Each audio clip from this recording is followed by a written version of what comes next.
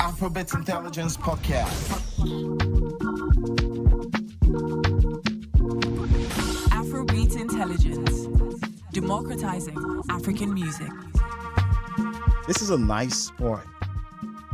Zlatan, welcome. Good evening.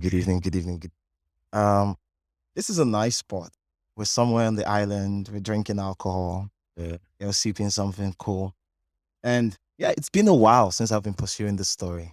Yeah, since 2019. Yeah. And then at some point, we had a misunderstanding. A misunderstanding. It was very public. But I'm just happy that we're able to get to this point. What made you agree to do this? Man, life will grow above some things in it. Yeah, it's normal to always have misunderstandings, but more better thing is just to go past it and see beyond the misunderstanding and just move forward. Like, there's more to life than just quarreling and then banters it. Sure. But beyond that, and the reason why I've been trying to tell this story is you have a very interesting story in this music industry. You've been someone who has hustled when the industry didn't pay your people attention, pay your side of the game attention. You were hustling on the background. And then when that wave happened, you climbed to the top and you've maintained it. So I'm just curious, how was it like in the past, before the wave got to you guys, before you started, before you became mainstream? How was that hustle? How was street underground? Yeah, so street underground music is actually crazy. Yeah. It's a 50-50 thing whereby you're hustling and you don't know what the outcome might be. Yeah. You don't know if you're going to make it, or because for me, I wasn't going to do music right from time. I was just going to... What were you trying to do? I was trying to play football at all costs. At all costs? Yeah. And why were you... Was it something you had in your childhood? Yeah, because where I grew up in a society where the only thing we do for fun is street football. Yeah. There's no lights, there's no generator. Come back from school every day waiting. Once you drop your school bag, Gary is already waiting for us with kuli or grabbing. My mom sells Gary, so once I done with the Gary, I go to the field near the house. Although they will still beat me after playing the football, but I'll still go and then still play the football. So the only thing I do for fun then was football, and I heard they pay footballers a lot of money. So you're trying to leave the hood. Yes, trying to play football at all, because that's actually where the name Zlatan comes from. Oh, from Ibrahimovic. Yeah. He was your idol. Yeah, it was kind of like that, because when I was young, I had this jersey Yeah. that I wear under my school uniform whenever I go to school. And then after school hour, I pull off my uniform and then people call me by name on the jerseys. Zlatan passed the ball, Zlatan passed the ball. So when I was going to do music, I didn't know I was going to do music. After I failed WAEC. When did you, just a bit, okay, look, before we get there, I had an episode earlier, I had TG Omori earlier. I think he said, you guys grew up around the same region. Yeah. It's not too far. You grew up around Agungi. Yeah, I didn't grow up on an island. I grew up in Ikorodu, very sharing a border with Ogun State. I only came to the island 2016. We squatted together at one of my guys' places, Agungi. Yeah. Okay, cool. So you lived in that place near the border between Ogun State. Ikorodu is Lagos, but it shares border with Ogun State. So what part of Ikorodu? Ikorodu, Agbede. Very close to Italo, Shagamu, and Odongo. Oh. Is it close to Ijede? Ijede is like the outskirts. Yeah. Ijede is like outside. There are some inner Ikorodu. Yeah. We have to to use ATM. We have to take two buses from Agbede to Asolo, from Asolo to Agric. Whoa. And from Agric to Ikorodu garage before you use ATM. So if you're going to withdraw 1,000. We're probably spending 500 for transport fare, and then you come back with 500 there. Then if you only have that's crazy. If you only have 1,000 and that's all you have, and you want to withdraw that 1,000, you have to use 500 for transport, and then you'll be left with 500 now. Isn't it better to have a team of people? Wasn't it better then to have a team of people say, okay, I want to get money, and then one person goes and withdraws for everyone? Or you couldn't trust people with your card? It's crazy, yeah. Ah, so the reason why I asked about Ijede was earlier in 2014, 2015. I used to live in Aja and in Badore. And what happened then was I always, on some weekends, Friday nights, I made some fishermen friends. Just close to my house, there was water. So I made some fishermen friends when they go fishing or when they have something to do on this other side. They come, pick me up in their canoe, and we cross over to Ijede. Oh. And I spend the night there, hang out with people, it was such a new experience for me because the people, they are so different. Like crossing over, I saw a different set of people. Different lifestyle over there. How was that like? Like, it's crazy. Like, growing up in an environment where you don't get to see bands. Yeah. So your dream is limited. You don't get to see someone with a Prado. Yeah. You don't get to see people going to like it's just you finish school. If your parents can send you to like a institution, you either do bottle because the new You do what? bottle, like the new buildings that people are constructing. So what's it, you call it bottle? Bottle, like borehole to do borehole water. to bring water. Oh, borehole, yeah. So people like do bottle to like survive. I remember like my parents actually tried. They don't actually have so much work. They try every possible means. Like my dad does not wear agbada. Yeah. We never had like DSTV or cable till I left home till like 16, 17. Never had generator till like maybe a year before I left home. Wow. Left home, we like never have a flash clean. Whoa. So my parents just tried to make sure we went to like a private school at least, although in the term they sent me home like 4 or 5 times, and then I was sneaking, stay indoor till all the other students that they didn't send them for school fees come back from school, and then that's the time I can come outside to play. So the people won't know that I didn't go to school. So like the whole setup but it was crazy. Whoa. And in that, living that type of life, that means you weren't exposed to a lot of like foreign influences. You were mostly bred by your surroundings and all that. I'm just thinking, like, how could you aspire for more in that sort of situation? What would have fed you any imagery at all that would have told you, that would have said, okay, I'm better than this, I can be better? Yeah, so I can't even lie, man. It was crazy. There was nothing to actually inspire. Like till now, I don't still get to like, I find it hard to sit down in front of TV, watching TV, because we never used to have light. I find it hard to watch Netflix because I didn't grow up watching all these things. What was entertainment for you? Playing football, doing cash shoot, this type.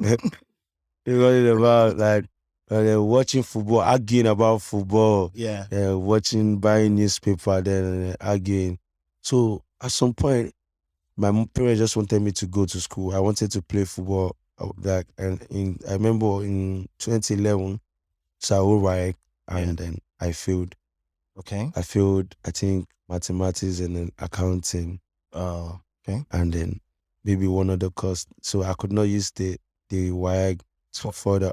And then I was meant to like to retake the WIAG. So I was sitting down at home, like it took me like 2 years to take the WIAG or again. 2-3 years, like write NECO to get all my paper right so that I could like.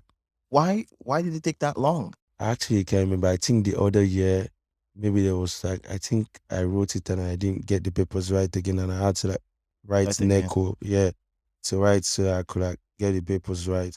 So I was sitting down at home from 2011 to like 2012, 13, and then one of my friends just pulled up and said, come and listen to my song. I know him in church. He never used to be an artist. And they just played his song on the phone like, so you said they sing. I will listen to the likes of them, Whiskey, Davido, Lumente, Nice and all. I actually love music because my dad is a pastor, a redeemed pastor. Yeah. Your dad is a redeemed pastor. Yeah. And you are Kapai right? My parents are pastor. So I played drum in church. So I actually like know when. So you served in church, you played drums. Yeah. Was that what formed the basis of your music knowledge? Yeah, I think so. Because you know when you're playing drum in church and then the choirs are singing, if they go offbeat, it will definitely affect your drum. You have to like roll to like get. So like I kind of have knowledge about music it type. was just it was just in the body. Yeah, it was in my body. So like when I feel work and then I saw my friend saying he was doing music, I was like, you doing music? If you can do music, that means everybody in the world can do music. He said, it's not easy. And I said, Well, this is your friend. Yeah. What was his name? Femi Brookie. So Femi Brookie clearly did not have talent. He's a choir in church as well. So I think from then why did his name give it? Okay, why did his involvement in music give you morale? Because it's whack? Because I just know from singing single, you just say you went to the studio and singing Nigeria government, this and that. And like, you can do this on the meet, I can do You can do music too. Yeah, so I said the next time you're going to the studio, let me know. I'll come with you. Yeah. And then I went to the studio that day. I remember all the way from Ikorodu. He's like an elder brother to me that buys me bread and a what. Like he's an elder brother, but he plays with the young ones in there. So he took me to K2, somewhere around K2. And then they told me to come and record. And I swear my heartbeat was so loud that it was entering the microphone. They had to tell me to come outside. You were intimidated by it? Yeah. Why? Why? Because I was scared. Like I didn't know what recording a song was like. I felt like they used to record it from the phone. I didn't have the knowledge of how music is being produced and all. So I was fidgeting and they told me to come outside, relax. And then I went back. And how long did you wait for before you could calm down? Like 30 minutes. I was not bouncing on the bill but at some point I just managed to just did it. I was at that time, I didn't know I was still gonna do it. I just felt like I followed someone to the studio. I wanted to catch the cruise. And then I recorded the song that day and then we went back to Ikorodu. Do you still have that song? Man, I don't know. So you guys you recorded the song. How was the process for you? Your first time handling a mic. How was that process? Did you write the song down? Did you write your raps down? What did you do? How was that process? I think they only gave me like 8 bars. Okay. So it was rap. Okay. So I managed to write the rhyme. It was just rhymes. So I managed to write it, and then the producer that was there to that day helped out, and then I got back to the hood. I played the song to a few friends, and they was like, how did you record this? How did you manage to do this? What was the process like? Did you record it from a phone? Is it like a recorder from everyone? They were surprised, and then from there, my junior brother. Yeah. I was not in school that time. I was trying to secure admission. My junior brother took the song to the school.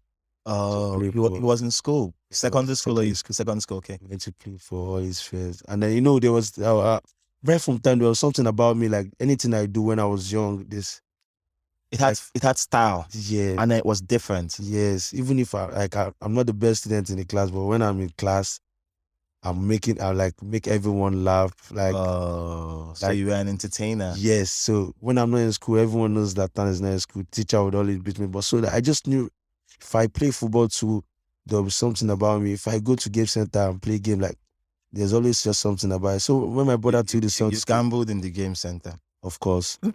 Of course. We go with 50 naira, and at the end of the day, you end up going on with 250 or 170. I used to do that. I used to do that a lot. Yeah. But sometimes you pay winners, losers pay. Yes. Yeah, I used to do that a lot. I didn't grow up in money. So my story is very weird, but I didn't grow up in money. And so there are times in the university, and university mostly, where I would lack money, and I learned how to play video games so that I could be making money to eat. I could wake up with 100 naira, go down there, pay a set for 20 naira. 20 naira PS. Yeah, 21, 20, generator is 25. 25. This is 20. So I'll pay the boardman. People call him Onile. Call our own boardman in Port Harcourt and in Akwa Ibom then. And you pay the Onile 25 naira. Even when I came to Ujoeleba in 2013, I did the same thing. You pay them the 25 naira, you hold your 25, your 20 naira, you gamble with somebody, or you'll be playing. Somebody would say, I want to bet. Yes. You bet your 20 naira, you get 40 naira. You bet that 40 naira, you get, so if you're good, on some days I go there with that 20 naira. By the afternoon, I'm leaving there with at least 2,000 naira. 2,000 naira? Yes. Because I always increase the bet. The person, that means the people you're playing with, they have money. Highest I can win in my own hood is maybe 600 naira, 500 naira. That would not do anything for anybody now. That time. What could 600 naira do for you back then? Yeah, 600 naira. we cook with 600 naira in my house. Wow, I swear. Yes, my mom is gonna buy Gary Derika. How much is 1 Derika of Gary then? She'll buy okra. Ilala sepo. Call it ilala sepo. How much is okra? 100 naira okra. It will be plenty. She'll buy palm oil 30 naira. 600 naira will cook proper food in our house. Wow. Yeah. How many guys? 6. 4 kids and with my mom and dad. So 6 people would eat from that 600 naira. Yes, of course. I'm not even capping. Because 1 Derika of rice can be like 100. 1 Derika of Gary. Yeah. 100 naira. Yeah. Ila 100 naira. Eja kika. BRB 200. 500. Man, I'm at Johnson. I'm at Teba, man. I'm at 600. I'm at Dano. Yes. I swear. Okay. It feels a lot like that's something that only me can eat, even back then. When you're talking about you actually maybe when time I'm talking about then is still like way back. Maybe you were way older. Yeah. I'm talking about 2010, 27, 26. I left I left university in 2012. So yeah, I get you. Okay, so you went through that existence, and then you recorded the song. They took the song to school. Yeah, and then I became is as I was saying, I'm always like popular whatsoever. The song To Go. Yeah. They know me. For real? Yeah, like To Go. To Go, that app. I know To Go. I used To Go now. Yeah, my handle was Fine Bad Boy then. So like they know me from my brother's school. Like we're like the Egma of the Adugbo. We opened the app in time. Like our star rank was like ultimate. My star rank was like leader, ultimate. So like they know me. So when they took the song to the school, everyone was just talking about Zlatan is now an artist. Like Zlatan is now an artist. So when you made the song, you called yourself Zlatan on the song, or you did you think about like the name? I'm not sure I used name for that. It was just Femi Bruki. I think everyone calls him Zlatan then though. Well, I didn't remember if we titled that song. We just recorded the song and they gave it back to us. And everyone started saying, when are you dropping your next song? They were actually doing me like I was Wizkid and then Davido of that, like the because it was new to them. Nobody had seen. No one knows the process of like what an artist is. Yeah. And then they started gingering me like, yo, you need to do another song. And then I said to myself, I started down. Do you know what? Whenever channels is doing news, there's some beat they play before they do the news. And that's what I'll be rapping to also. I know be by Moses. So now the voice. Hey, you weren't a rapper before this. It was I didn't know anything about music. So the first person who gave you those 8 bars, I'm thinking about it. The first person who gave you those 8 bars first, that means that person sort of like pushed you into rap. Yeah. Because if that person had given you a verse to sing, you'd have been singing. Where's the voice? What do they use now? I know. Now I know. See, but that time, I don't try singing that time. But I rapped and then I had to do like a second track. I had a Nokia phone that was worth 3,000 naira. I saw my life. I sold that phone. Wow. For 3,000 naira. I went to Ikorodu. I forgot the name of this producer. I remember I trekked from Agric. Wow. Me and Bosun, we trekked from Agric to Aruno. You know Aruno now before you get to Benson. I know. We got there and then how far from here to Aruno is how far? If you say I want to trek from where we are, well, let's say Jakonde, you want to start trekking. Okay. What's the distance? Where would you stop to get to Aruno? Let's say that time my leg was actually like almost the same rate as car that time. Because if you leave my house as a student in the morning, I say you're going to Asolo. You're going to Asolo. That's where my school is. Yeah. The road is bad. Yeah. There's galloping. Yeah. So it wasn't hard at all. At all till now. Wow. Till now. There's no ATM till now. Till now. Yes. But at least there's POS people though. Paga, yeah. I'm telling you till now, there's no POS. The road is not out till now. That's where I would have been. The road is not out till now. So like the bus will stop to carry someone at this junction. Yeah. And carry someone at this junction. So my leg was faster. I trekked That yeah, bus. yeah, so I trekked to school in the morning. I go to school with like 30 naira. So I trekked. So that time, so trekking from that Agric to Aruna was like from Jakonde to, I don't know how to use this Lekki because everywhere is. Yeah, just Lekki Ebe Expressway. Just towards PI. Would you stop at? Let's really follow Ikorodu now. Yeah. On third mainland. Very maybe from Ikorodu and from here. Yeah. To like what first? Yes, no. From here to like maybe you want to like now approach that you want to start climbing Tomila. That road that leads to Tomila that's a long distance. Yeah, man. like, and you walked like 30 minutes to school every day in the morning. Whoa. And you walked it? Yeah, bro. I walk it every day. But was it fun? Did you find ways to it? Yeah, me and Razak to the studio that day. I just had to because I didn't have transport fare, so I could record this. But when I go to school in the morning, that is what I do.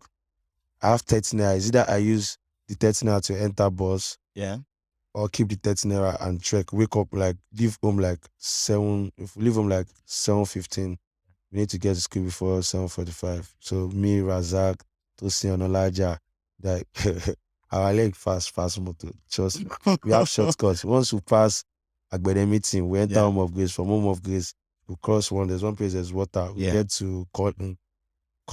From Collie, go to school. When we're coming back from school every day, we check again. Once we just pass Express, we enter corner. From that corner, in our house.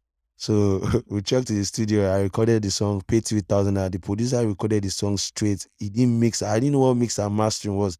The way I recorded it, he exported it, gave it back to me. And that was it. Like you just went in, rapped your thing. To us, he just I know be by Moses. So I can't even remember. And Zlatan, go ask Satan. I'm lyrically sick. It's anytime my pattern. And everything and data. So I took the song and I went back home again and everybody's learning. Yeah. So my parents didn't know this thing. They're pastors. We are like my dad is a landlord of Face Me, I Face You, of 12 rooms, 2 bedrooms. Yeah. As I said, this is one of my songs. Face Me, I Face You, 12 rooms, 6 different families under one roof. Wow. For this 12 rooms, we get 2 bedrooms. One for the tenants. Now the second one landlord they use. Something like that. Oh, nice. So we only have like 2 bedrooms, 6 rooms here, 6 rooms here. You know what it is to like believe in 6 different families under one roof. Like, whoa, that's a lot of people. Yes. That's a lot of people, man. And there's no way you guys would not clash. My parents were the landlord. Okay. We only have 2 rooms out of these 12 rooms. Yeah. That's the home and parlor. Yeah. So we sleep in the living room. I try to put mats on the floor. My mom and my dad sleeps in their bedroom. In their bedroom, yes. We sleep in the parlor. I think we had later on we had one room for the kids. Yes. Yeah. So like living, do you know what it takes to like live with 6 different families? Like some of them, like my parents are pastors, so they don't even fight. Yeah, they can't. They don't fight their tenants. My mom has a shop in front of the house where she sells gari, bukupa, and is that shop still open? No. Okay. I heard you moved them. You moved them. Okay, we'll get there. But yes, before that. I heard you moved them out of the crate. Okay. Well done. So well done. They like after 6 there's like the room, and then in our tenants sell exactly what my mom is selling. Like imagine a tenant selling what your mom is selling in front of the shop, and then the tenant is selling it inside the house, in the wall there. And then my mom can't even fight them because they know after all they have kids that if they fight the tenants, their kids are still young. They might still end up going to those tenants' room to go and play. They still go there to eat the tenants' food. What if you're fighting the tenant and they poison your child? So like there were less things they couldn't complain about a lot of things because they are pastors. The tenants move crazy. But what I'm trying to say is the environment, living with like 6 different families was crazy. The whole experience was actually crazy. But then now having this formative years in this sort of sport, now you are, I like to say you're rich. You can choose not to admit it because you're Nigerian. Marriage. Well, now you're rich. You have moved your family from that sport and all of that. How does that past influence your present now? Yeah. So What are the things that came with you to this place, to this point, like from that past? street orientation, Yeah. being able to be anywhere without like I could relate. Yeah. Can't just see me now and say like I have that street orientation that is the way you want to move. I already know where you're moving to because Yes. I've been there. We've gambled on the street. Someone done scam us before. I don't beat for person for PS. We would that we pack all the money for board where I cry. We be nothing where I feel do because Yeah. the person they would that. I know if you go, I was good tell my mama. My mama must not know say how they play PS. Yes, it's true. You understand? So like it helped me shape like the whole thing, made me very hungry. Yeah. Made me appreciate the little things that I get because I know how they used to be. Like I just you're from there, so you know like I know. it goes with it goes line in line with everything. You know how to relate with people that don't have, and then try to And then you, more than anything, like you would also like, you would understand people that don't have. yeah You'd understand how they think. You understand like what drives them. Like Yes. when you see some things now, a lot of people will say, yeah, but you'd understand that now why this person you do this like thing. yes Now why he did like this. yes So that's the beauty of what being in the trenches provided me. I understand what it means to not have. I understand what it means to be poor. I understand how lack of access and resources can limit a person and all that. So I understand. And so this second song, Blue, yeah within your neighborhood yeah and everywhere. When did you decide to take this music seriously? Like, so when after the 3 years after Yeah. like when the music that second one I don't even want to call that one blue. It was just some you blew in your neighborhood. Yeah. So that's a level of blowing. yeah, so I started going for night shows, like all Okay. these night shows they do at bar lounge. So What type of artists were performing in those shows? Apart Q from dots was they bring them Q dots, Patoranking, the Ikorodu boys, so they come to our hood, like when Yeah. there's Easter or there's all these festive periods. that was before Patoranking and Blue. Ah yes, now in that time if you near Patoranking now shocker they use pursue us. Q dots shocker, yeah. Q Dot was a star in the hood. Yeah, Alomometa, Giri Yeah. Meta, yeah, it was like star, yeah. So I started going to all these night shows, sneaking out of the house. Mm-hmm. At that time, my mom already gave the kids like one room out of like the 6. Yeah. So you had more space now? yeah. So I used to sneak out at night because every morning, as early as 6 o'clock, because of a morning devotion. Yeah. In the pastor's house. That's what Yeah. pastors do. Like I don't miss church I get to church 6 a.m. from workers meeting, Sunday school, from Sunday school to proper, and then workers meeting after. So I have to be. I used to live with a pastor, especially when I got into university. My first year, especially, I lived in church. I'm an orphan, blah, blah, blah, blah, blah, blah. Long story. But I lived in church because church was responsible for my education. And so when I got to this new city and I lived with the pastor, it was so weird that every early morning, you have to come down together and do this long-ass devotion and all of that. And if you miss it, you would be the devil of the day. Yes. Not in my father's house, not when they are still feeding you. It's why it's now that I can still manage and say I'm in the house and they call me in the morning. I can just say, I'm tired of something, but Yeah. then I have to wake up very early, as early as 6. I don't. So you sneak out at night? Yeah, I sneak out at night. Sneak out at night every night that there's a show. Yeah. I'll sneak out. When I sneak out, I'll go for the show. After that, we'll do prayers before we sleep. So that's when I know that my parents are going to bed. Once we're done with the prayer, they believed in their head that in the room. So I'll sneak out. I'll go to the show, come back.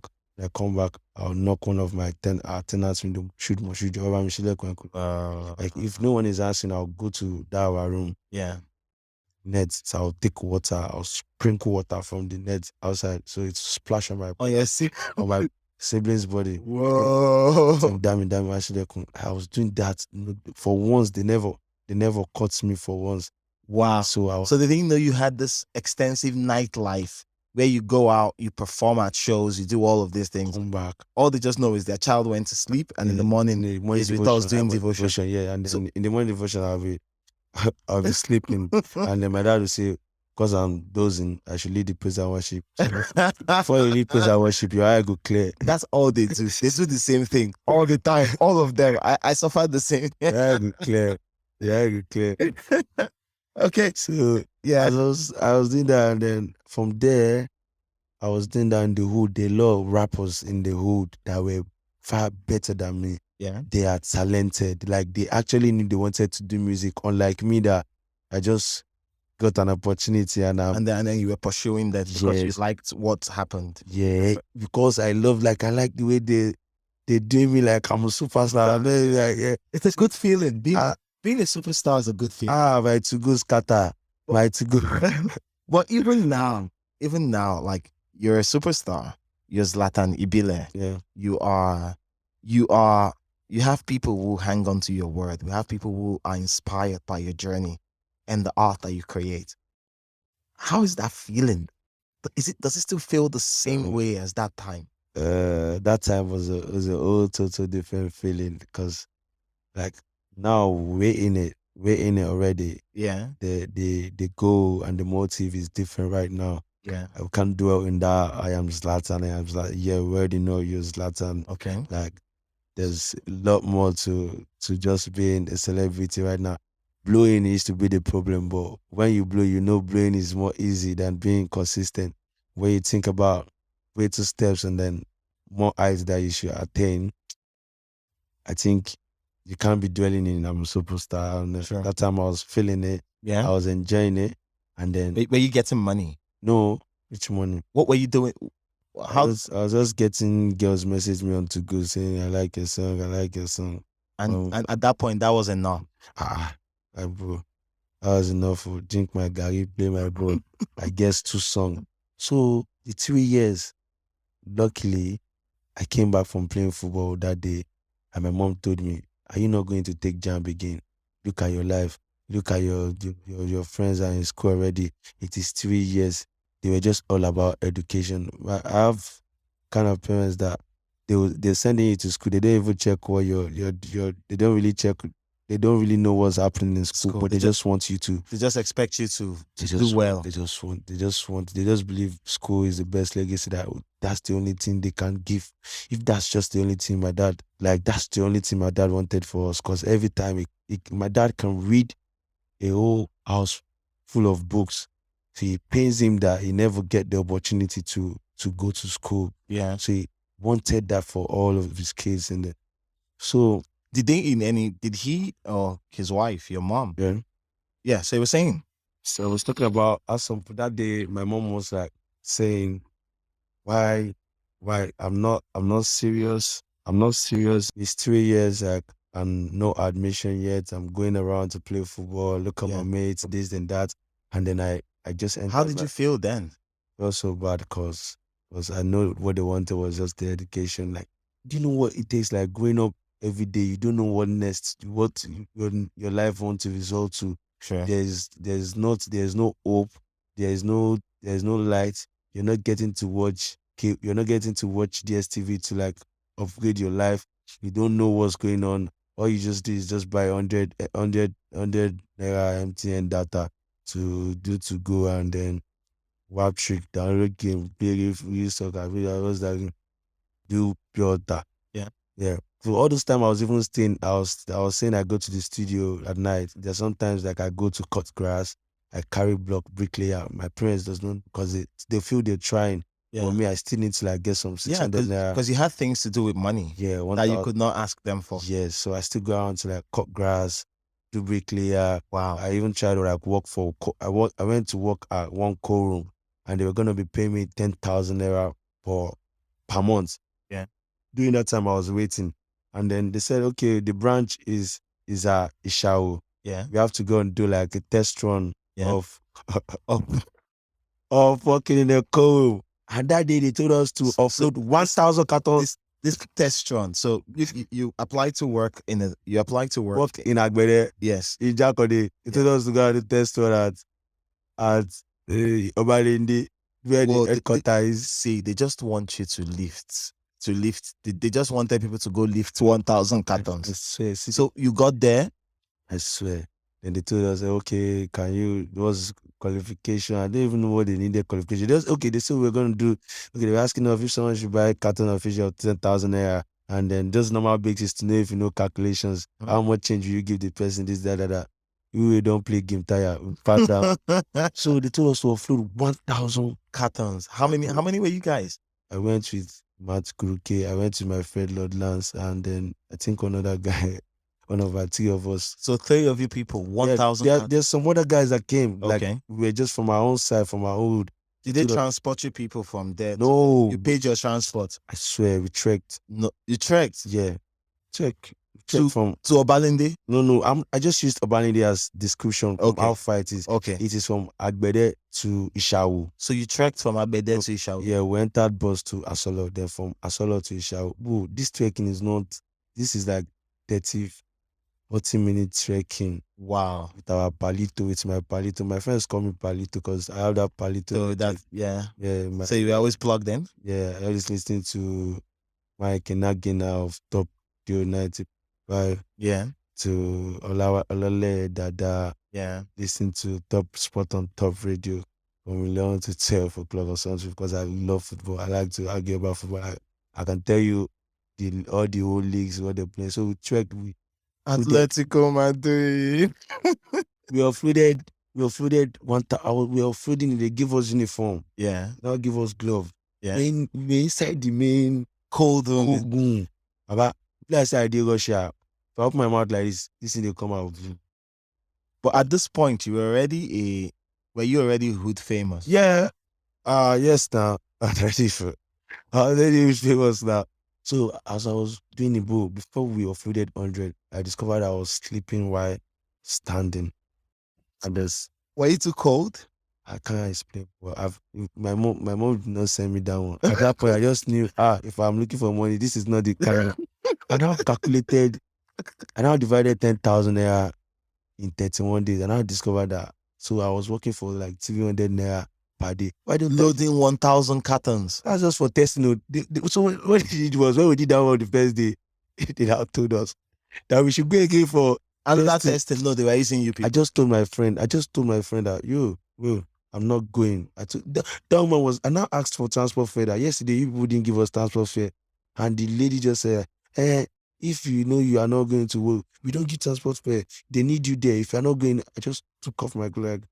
Why are you talking to me like this now? Because I tell you, my friend was tapping me. Hey, I said, Matthew, I dey go play game. If I go play game 100 naira, I go chop 300 naira.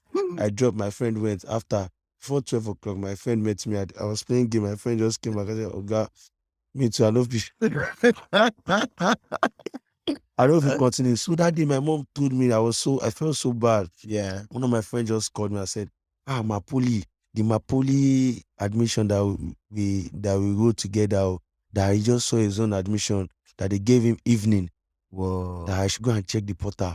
Yeah. Just immediately after my mom said those words to me, and I checked. When she said you were taking your time away, like you were wasting your life away, doing music, chasing around, running around, and doing all that. I did that too. I like all those. You know when you wrote your other company, yeah. When you fold the nylon like yes, 1, 2 like do it, yeah. 1, 2, 3, 4, yeah. Anyone you put it in the middle, yeah. 1, 2, 3, 4, so like this. I did the nylon like this, chin.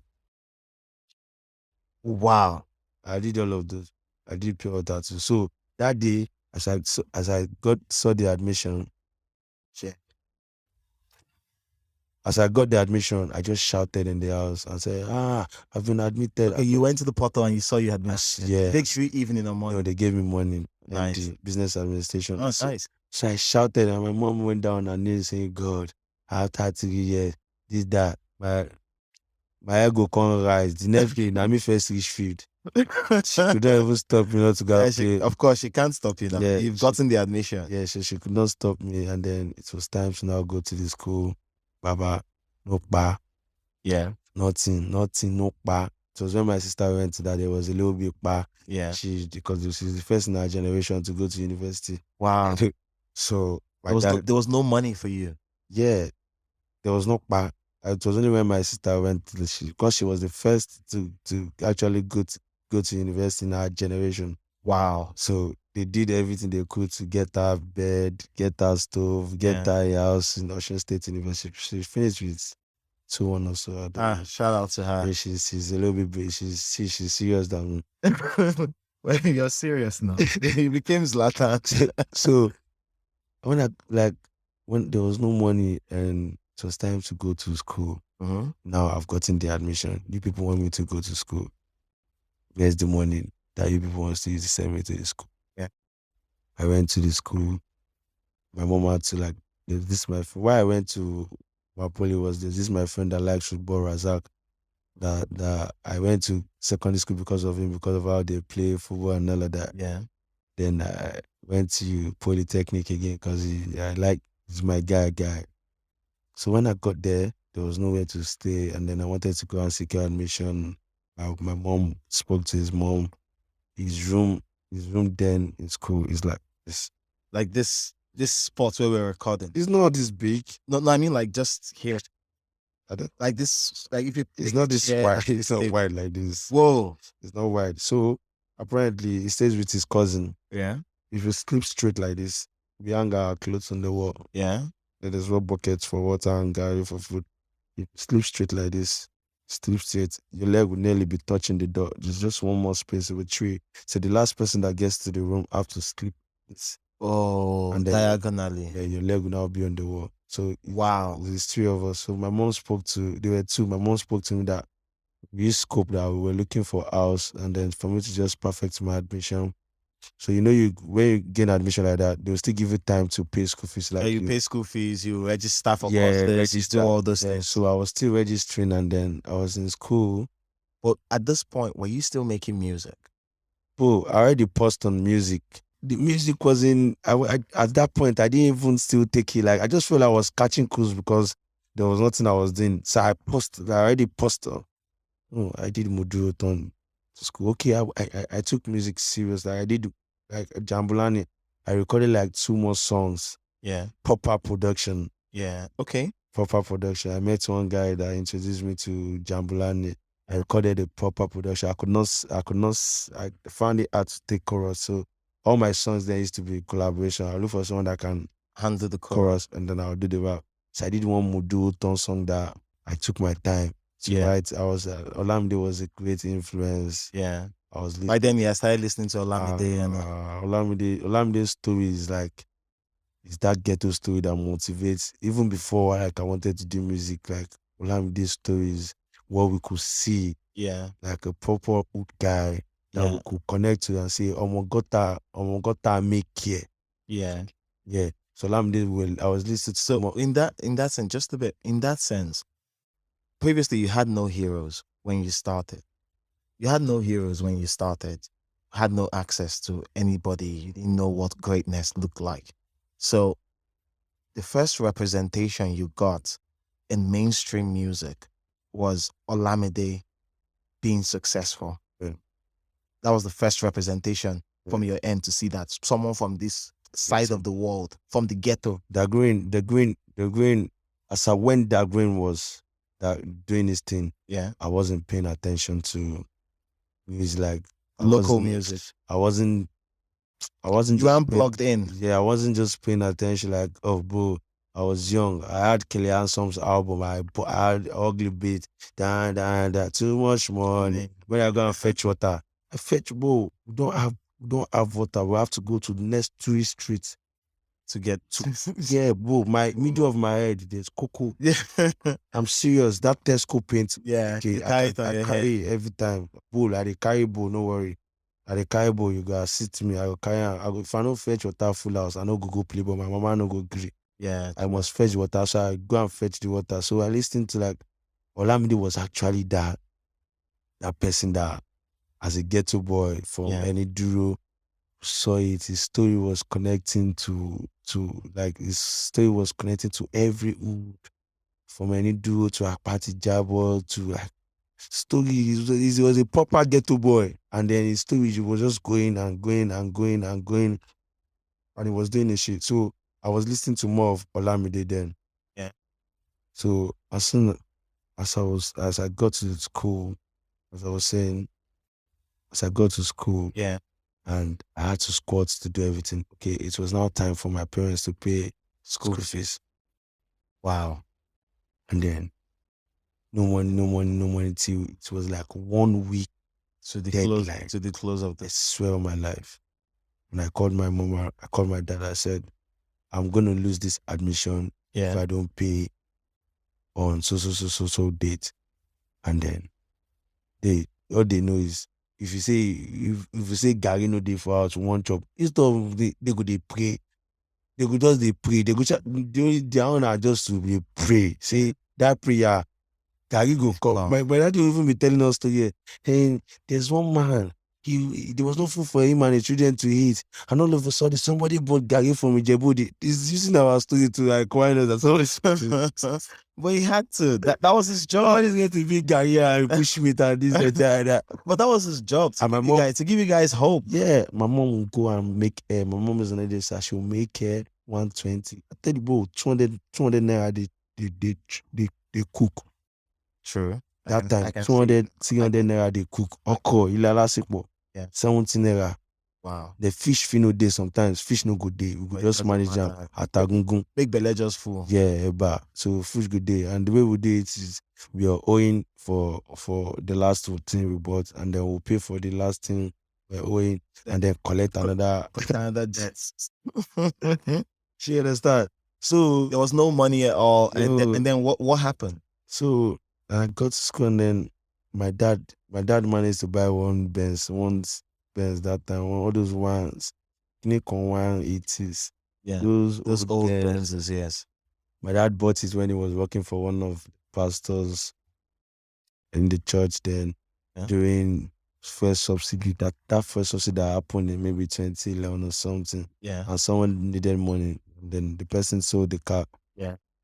The money my dad spent on that car, man, he used to buy 2 of that car. Yes. He bought like a car that had a whole issue. So the car already had faults. Yeah. And was not moving, was in a stagnant place. Wow. And then when it was 1 week for me to lose my additional, my dad prayed to the extent that someone came from nowhere and bought that car and said, I want to buy this car. The person didn't ask for a key to start the car. The person didn't start the car, and the person paid.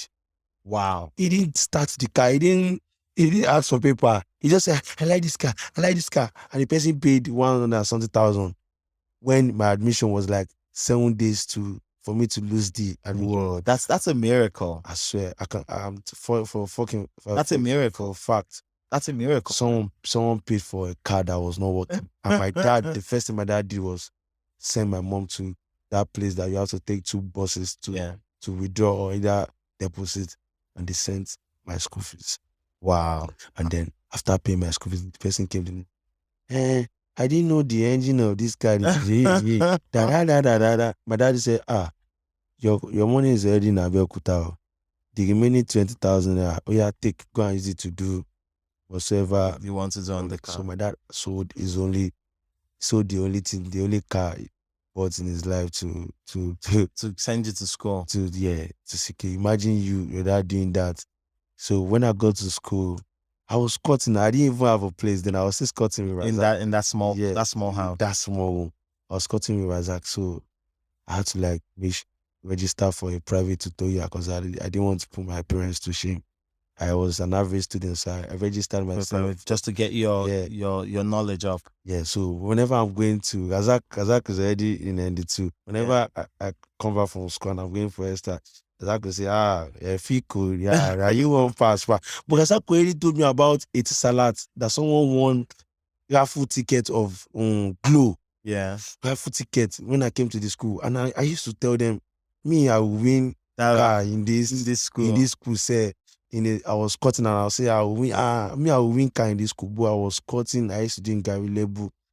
Gary Lebu is that Gary that they use for Eba. Oh, So like, I was suffering. And then I was suffering. When did you introduce music into the school? That's what I'm saying. That's what I'm heading to. I was drinking Gary Lebu. Gary Lebu is if you put 70 naira sugar in Gary Lebu, it will not show. Yes. And then if you want to drink Gary Lebu, you cannot pour it like normal Gary. Once you're pouring in a cup, you have to be turning it with water immediately. Once you're turning it, you're drinking it. So that's instant Gary. Instant one. Gary Lebu, Atenu, or any party, Saturday and Friday, our Ankara, Gara. There is no meat to Baba serve us the rice like that. Once we just hear speaker sounding from like any axis of our neighborhood, you run down there. We are there because it means there's food. There is food. We will sit down there. There is no meat to yes, serve. Jero, I thought I like Ero. Like Ero. So that was like our day-to-day P and then PS. And then all of a sudden, for my first semester examination, like I was doing all of this thing, and then before they already knew me that I was doing music from the hood. And then before my first semester examination, I was in class, and then they just said, Ethel is in the school. Wow. It is called Ethel One Mic. Yeah. And then they employed some of my classmates to come and work. They employed them to work with Ethel. That's it. Market events, markets, whatever they're doing. They are doing market SIM card, market all those things, yeah. Get it. So they now say there's the Ethel, they didn't want Ethel One Mic. That is, if you have any talent, buy a SIM card for 15 naira and you join. You get a chance to register for the business. But I just said this one no. So I think before that time there was something that happened at the bus shed. When you just enter school now, they do some party. Yeah. So I performed at the bus shed. Was it and you blew people's minds? I just had that craziness in me that time. That one too, it was just my group of friends from me could do that. My poly looks like the school that if you know Cisco go for your life, if you go to Mapoli, just they will accommodate, they will admit you, even if you don't too savvy look like. So almost like 50 people from our hood for Mapoli. So in Mapoli, you had like a Ikorodu branch. We had Ikorodu branch. So they just gingered my friend, just gingered me that Zlatan go for this bullshit. And so when they were rapping rap battles that time, so there was this hype man, there was this Egbontu that's from Ikorodu. So when he wanted to introduce me that day, he said, there's this rapper from Ikorodu. He has done something with Olamide. Yeah. He has this, there. So he introduced me in a way that the people paid attention. I wanted to know who was coming out that day. Yeah. And I came out, and before the rap battle, I was doing the shocky dance. But okay.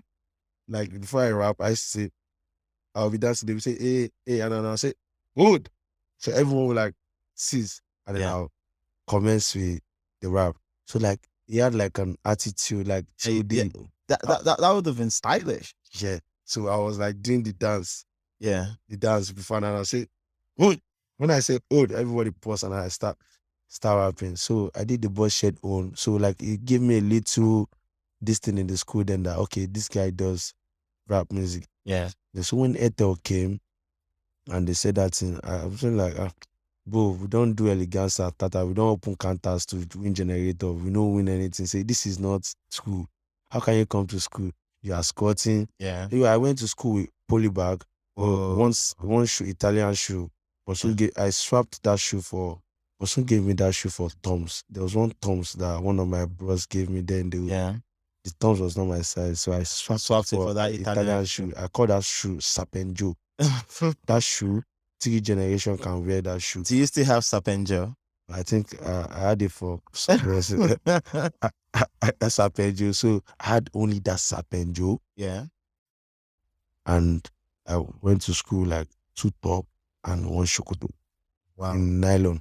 Wow. I was cutting Razak. I was managing. Also, we were lying to the landlord that we were still searching for house. Yeah. So the competition just came up then, and then one of my friends that was selling the SIM card now said, just came to the card. I saw me at the bus shed that day. I said, Zlatan, there's a rap battle. Come and do this thing. I said, I don't believe it. The guy now bought the form to the class. Like, what's his name? Adura or something. Yeah, he bought the form to you. The class. I filled the form. So he went, got the form and brought it to you. I swear. That's a good friend. Yeah. Till today, still that I've not finished paying. Every little thing he calls me. She remember saying I may buy that SIM card for you. Yeah.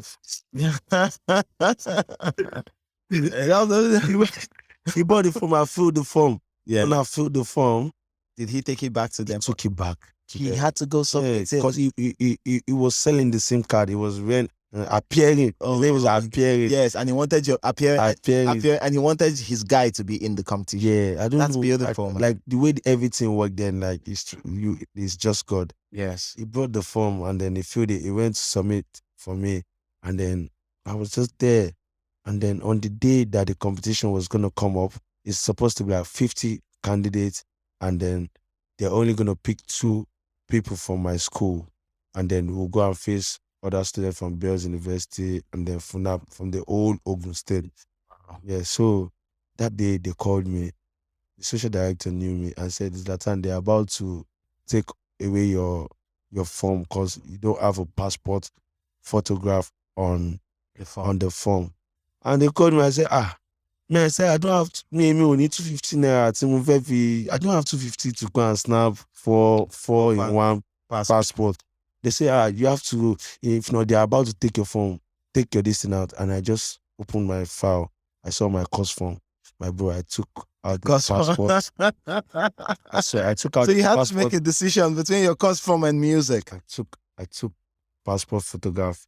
You know the staple? Yes, I just took it out. I just took it out of the course form. I went to the school market and I gave them the passport. They stamped for this in. Just like joke. And I was in the class and then it was time to go for this rap battle. Yeah. How was that? My bro, 50 candidates in front of the old school. It was like the biggest stage of my life. This is just with like 3 songs that are not mixed and mastered well. Like people have been doing music all their life. Like me, I just came into music like from friends' influence, and then they started this 50 people, they were reduced to 40. I went past the first stage, went past the second stage, went past. So you were just battling other people? Yes, we were doing rap battle. But that thing that I said I used to do was what was working. That's Shocky. You did the Shocky and they called me Shocky. To some extent, my name in school was Shocky. Yeah. Like, like, then I say, even if I start rapping, they already said, so sometimes when I just say, in the Canavana fella, in the Mandema checker, they are just shouting, go. But I went to the first round, went to board. There was this guy, his name is Kolabo. Yeah. That guy can freestyle with anything he sees, like anything.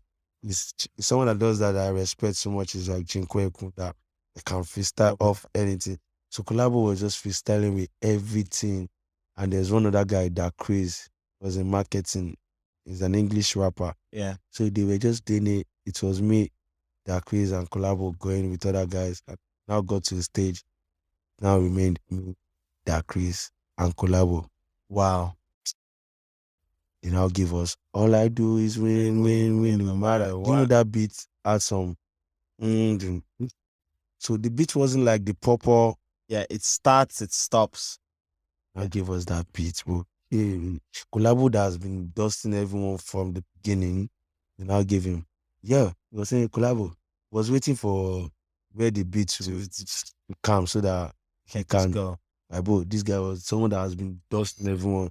He just say, yo, collabo, yo, collabo. Before you know, beat just finished. Bam. Wow. As beat finished like this, they say, oh, now that Chris murdered his own, an English rapper. Now my turn. I was scared.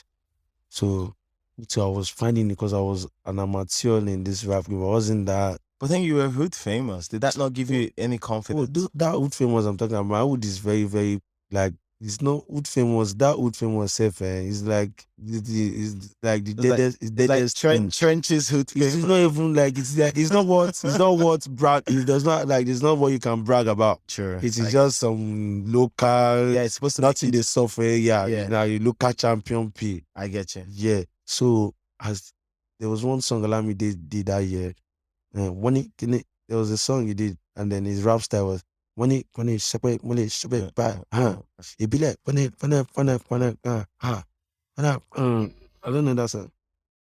That I use that style. Money stop it, money make it Ibile The song. yeah.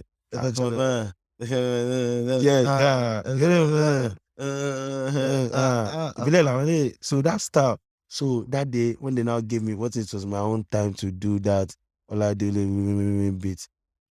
Bro, it was hard for me too. So as the beat just paused, Yeah. bro, I just used that flow. Bro, as they shouted like this, I just started saying jargons. Bro, the voice of the fans were louder. I just started saying, bro, nothing compared to nothing. Like the noise was all over. They were just shouting because you gave them a flow. Yes. So as soon as I gave them the flow, You give them that trap flow. yeah, that battle P. So the guy, even the judges, like they were like, this guy has been trying from the beginning. Something went wrong. They were trying to talk to me and the other guy that it looked like we're gonna go one more round to know. Actually, I just said it to that guy's ear, the English rapper. I say, I pity you. I saw my life. I said, me, I am not that round. If you like go on, me, I'm not good. This guy. So they now say it was not left for me and the guy to accept if gonna give that guy another chance. Baba, you can't give him another chance. He had his chance. He took it. He didn't take it. I said no. Yes, you have to say no. I would say no. That was the first time they carried. I have the picture. People carried me. I was wearing one fake Polo Ralph clothes. Yeah. That time they said those Polo Ralph for like 1,800 or something. Fake one. Yeah. And there's one chinos about separate jokes. So they carried me up. Wow. Like I already qualified. Yeah. Squatting. Someone that had like 2 clothes squatting. Qualified. That must have made you feel good. Oh, they carried me up and then I went back to where I was playing Bet Nigerian game and then there was an old gist about me like I already qualified for the grand finale. Grand finale. So you guys did the basic one, the regional one in your school. Yeah. So the grand finale, where did that happen? It happened in Abeokuta, OK Center. Yeah. Abeokuta. So they did our own part and then they had to go to other universities in Ogun State and Polytechnic to get the top artists. Yes, my bro. My exam was in like 2-3 weeks. My first semester exam. My parents sold their car to put you in school. I must not have carryover, and I had the choice. I had the choice of either focusing on my exam or focusing on the grand finale. You've already sold. You've already taken out your course form passport. So I know what you would choose. Bro, so from the day I qualified, I had like 2 weeks to get prepared for the grand finale, which was supposed to be on Children's Day. No, Democracy Day, March 29th. That's why there's something about 9. Yeah. I was born December 19th. Yeah. My junior brother was born June 19th. Wow. My son was born March 29th. Oh, nice. I won that car March 29th. Wow. Yeah. So The grand finale was March 29. I think the more crazy day. So I have 2 weeks to prepare ahead. Yeah. So I just took it upon myself like, bro, you're not. It looks like I know I'm not really that shit. Yeah. There were bare people that actually know how to do this. It just looked like grace. Everything was just falling in place for me. So I just said to myself, from now till the grand finale, I'll be writing 16 bars every day. That is, if I have 16 bars for 2 weeks, that's 16 bars. Yeah. We can't go 14 rounds. Yeah. I don't know how to freestyle. Yeah. So like I have to like write and So- cram. So you wrote the rap, Yes. you wrote the raps, you Cram crammed it. them. Calm them. Use all this beat every time to rehearse after school for 2 weeks, bro. I was writing 16 bars. 16 bars. Yeah, every day for 2 weeks. Wow. My mates were preparing for first semester exam. I Ye- was preparing. You're preparing for Airtel One Mic grand back. finale. Yeah. My parents never knew that I was doing music till then. I only told my sister. I called my sister that I got qualified. I told her to pray for me. And then a day before the grand finale, I fell sick. Wow. From nowhere, I felt very ill that I couldn't move my leg and move my body. My friends were wondering where I was because we were supposed to like have a meeting, so we'll go to the place together. And they came to the house and they saw me lying down and said, what's wrong with you? Tomorrow is This grand finale, and here you are. Feeling feverish. I said, I don't know what's happened. I don't sick. Did they give you a ball? They carried me. They took me to Yalagbo. One in Yalagbo at Yalabo means people that do this herbal mixture. And not babalaos. This herbal doctor. Jedi, all this Jedi. Yeah. They took me there and they said only one thing. They said, Mama, Joe, this boy can die next tomorrow. Yeah. They said he can die. I remember I was saying those are good friends. I say I can die next tomorrow, but tomorrow anything they have that can like make me have strength tomorrow, at least for tomorrow. Tomorrow, the woman gave me a way bar. They gave me something. I sweat come outside. Yeah, you sweat the fever. The fever come outside. Like I went to I went to the event center that morning. I got there. Were you feeling better? I still looked sick. But my friends, I already mobilized my friends. My department, we announced it in the class that Zlatan is going for, so that we need you need your crowd, at least even for during the voting process. Yeah, they will shout. They will shout. Yes. Yeah, so we needed a crowd. So I already did. I got to the event center that day. In a way, that's sort of like marketing. Yeah, that's basic marketing. You have something you have to do, or you have to do for the public. Yeah. And then you go tell people, tell your audience. That was what we're supposed to do a day before, go rally around to remind them that tomorrow is the day. So my friends didn't see me, it was why they came to the house, saw me lying down. And then we got there, getting to the venue. I got there that day. I borrowed Shokoto from Yola. Yeah. I bought a culture shirt. They call those shirt then culture. Culture, yeah. They have one like collar. Yeah. The polo, but the collar is not collar. The collar is together with the call them culture. Yeah. Those culture around neck. It was raining that time a lot. So I bought that culture shirt like 800. I think I bought that, and then I moved my Sapen Joe. And then I got there, and then a lady that was in my department that was working for it looked at me and said, why do you look sick? Have you eaten? I said, no, there's no money. Then she now gave me 200 and I said, take this 200 now. Once you win today, you will return it with a lot too. I said, okay. I collected it. Oh, that's so kind. I heard people started coming. We were students from Bells University. You know, Bells University is a private unit. Yeah. Students from Bells University, UNAB, they just came. Everybody there came with their mother and father. Yeah. They came with their mother and father, their siblings that they want to win a car. I came with God. I didn't tell my... And your department people. Don't forget. Yeah, I'm my department people. And luckily for me, I don't know, the where they chose for the regional final was close to my school compared to other schools. So it was like your school people filled the hall. With the place. I've got it.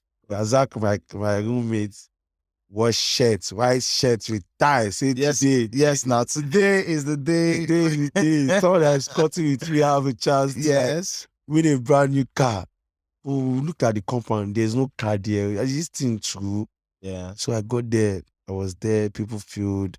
Reminisce was part of the judges. Oh, reminisce. Reminisce, ID Kabasa. Wow. DJ Jamalot. Okay. They were the Jamalot. Where's DJ Jamalot now? I haven't heard it from him in a while. Yeah. Okay.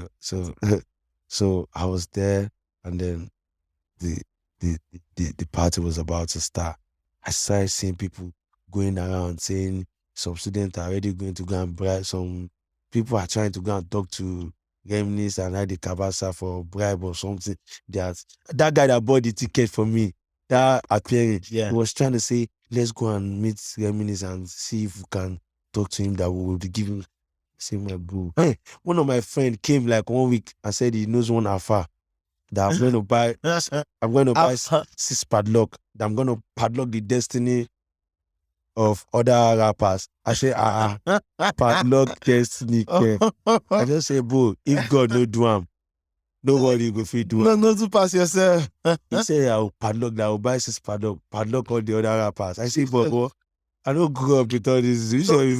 I go padlock people. I want the queen. So they just started the whole competition. First, Heidi Kabasa looked at me and said, how can you come to a competition dressed like this? You should know better that you're coming for Bells University. They get in, their parents get money in our private. All the rappers, they look so nice. One even gets sense. At that time, they kidnap all those girls. Yeah. Bring back our girls cheap was trending. yes. So the guy wore a clothes. The guy already bring back our girls. Jeez, the guy already was psyching up the public. Yeah, like market, he didn't guess. Yeah, he didn't get too much sense. Perhaps what's his name? Ozadi. Yeah. We will bring back our girls. Ajanaku. There's another rapper from Funab. So apparently, when we were doing the competition, we had to like record a song for Eltel in a car, in a mini studio. So they wanted they wanted to choose 2 people from Funab, was when I was meant to come and record an Eltel track. Yeah. Inside the bus. So after recording the track, I went to go and stay among this crowd to know who I was gonna battle with in the regional final Funab. So every rappers that come on stage before they rap, they'll say, hey, before I start rapping, I want to hail my Ajanaku.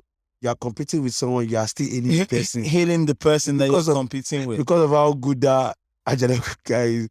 They hailed him to the extent that he qualified. That was when I went to go and double my 16 bar. Because Ajanaku can rap with head hell. He will rap with everybody's name. Wow. So Ajanaku was there, the final. Ajanaku dressed well. The Kabasa told me, why will I dress like this? Luckily for me, that hype man that introduced me at the bullshit that day, there was printing press. Yeah. So he already brought one, made a clothes for me to wear that day. So when we did the first round, he just quickly came to the backstage to pass me the clothes. Wow, so that's nice. I changed my clothes. People really rallied around you. That means you must have been a good person.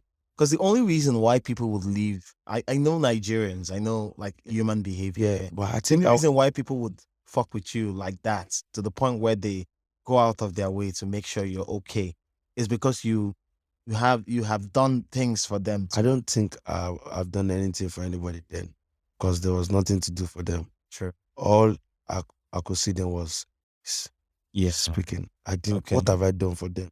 Sure. I'm not offering. But you were a nice guy to them. I wasn't, bro. Not that I'm not a nice guy generally, but bro, you know when it doesn't involve money, people don't see it. Like when people actually become nice to when they want to get like something from you. So like it was just they love the shocky from the bullshit. They love the energy. They love the agility. Yeah. And then that bros is from Ikorodu. I'm from Ikorodu. That was like, so he bought me the clothes. I changed. I wore the clothes, and then my bro went the first round, second round, third round, fourth round. To cut the long story short, they were gonna announce the winner. My bro.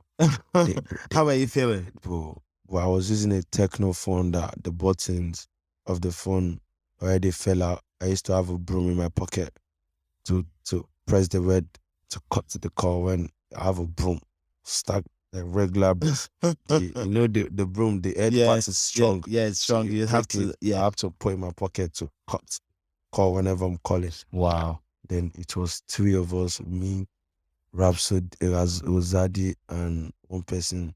Ajanaku fell off. Ajanaku is my friend till today. Like he's my Timo. But Ajanaku was too confident. Yeah. He was so confident. I guess Ajanaku didn't prepare. Ajanaku was gonna use freestyle.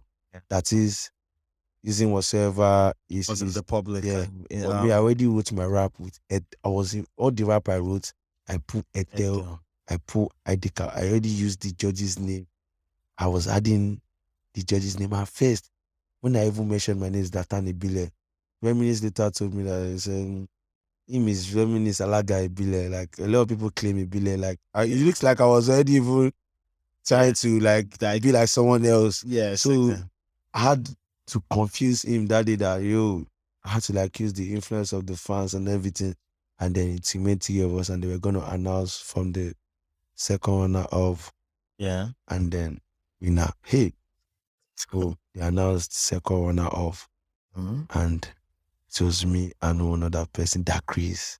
Dakris' mom was there. Everybody's mom and dad was there, bro. This is someone that has, like, the school I went to, I haven't written I don't know what question, my poly question paper looks like. Wow. I don't have a place of my own. Yeah, I get you.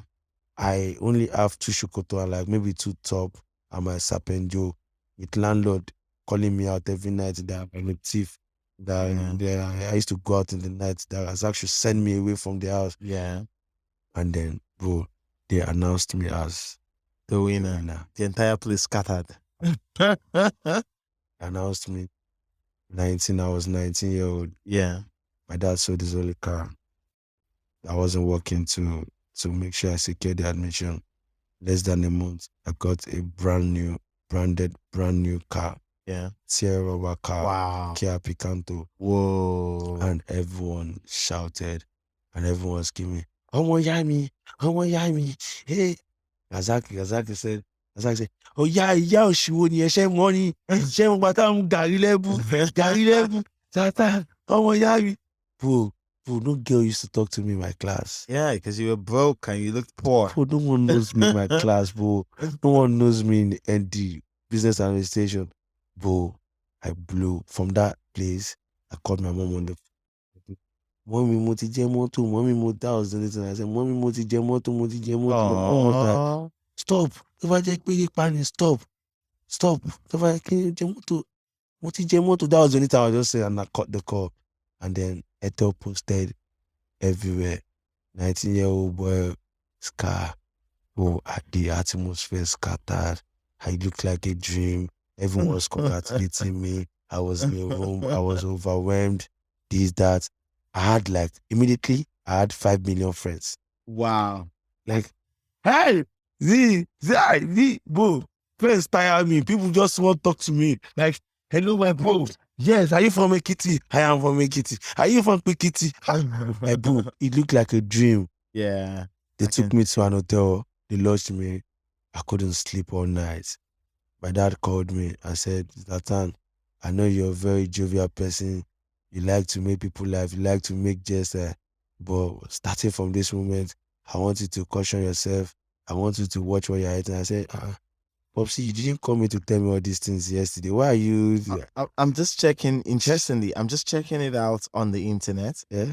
19-year-old student wins Kia Picanto recording deal in Ethel One Mic Show. Yeah. And interestingly, I remember myself, I was at Pulse. I was working at Pulse then. Then, yeah, you published it. Yeah, I was working at Pulse then. I was one of the teams that founded Pulse. Pulse Nigeria, Pulse TV. I was part of the people. I was young then. I was like 19, 20. And I remember editing this article on Pulse that says Temidayo Omoniyi, a student of Moshood Abiola Polytechnic Abeokuta, is cruising in his brand new Kia Picanto. I'm seeing it. This is it. You published it. I didn't publish it. I edited it. Oh yeah. I was the head of like entertainment then, so I edited it for my colleague then. Yeah. So I remember this article. Wow. Yeah, I didn't know you were the Temidayo. Yeah, that's the ghetto boy that I used to do pure water, that didn't have an apartment to stay. Yeah. And the whole story changed overnight. Wow. That was the day my mom and my dad called my sister to say, what kind of music does Dayo do? Yeah. That they made them, that they gave him a car.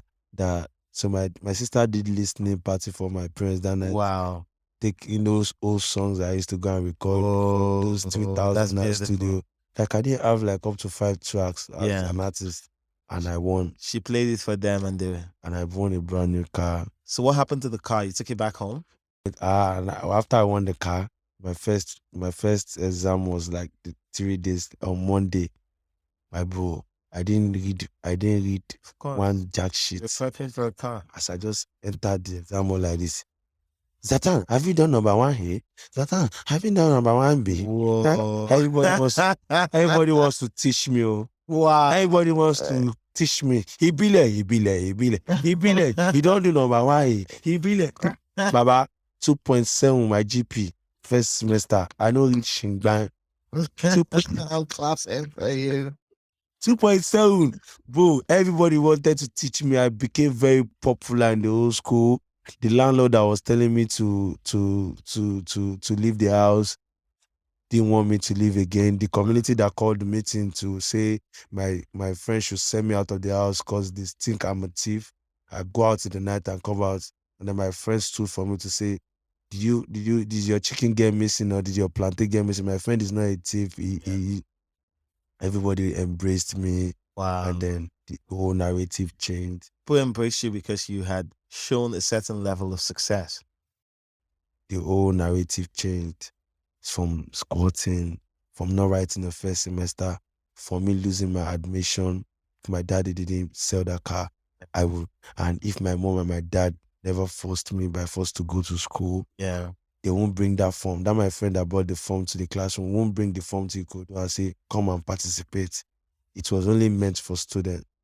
So the opportunity was because I tried my possible means to at least go to school, and they brought the opportunity to me, and then I won the car, and I was told to come to Banana Island. That was the first time in my life you went to Banana. I crossed Tomiland Bridge. I never knew what Tomiland Bridge was. Wow. My mom wore suits. my dad wore suits. My pictures are like my mom wore clothes, following this young 19-year-old boy from a hood where people don't like do things. At 19, I was already like, and they came to Banana Island. They presented the car to me. My dad took the car key, drove the car, and then my dad, the filling station where my dad used to work before he stopped working was at Ojota or something. Yeah. My dad branched into the filling station with his son's brand new car to greet his friends, saying, he drove the car, went to the filling station. Yeah, I said, this is the car my son just won, and we went to clean the car. And people there say, fill the tank for free. Wow. They fill the tank, and I went home. And then, hey, bro, I was, hey, God. Damn, I became very big in the old hood. Like, I became very big, a brand new car. And then your parents, the car went home, you came big, and you had a brand new car. Branded car, 81 mic, and it was, the story changed. Everybody wanted to become my friends. Okay, finish. They wanted to give me their 5, the only one cover. People that have one cover, they want to give me their one cover. They want to become my friends. They want to say, hey, they know Zlatan, this and that. Yeah. Okay, cool. So more than anything, I'm very interested in the first time you knew this was going to work on a national, continental, and global level. What happened? What signaled to you that this was going to work professionally as a career?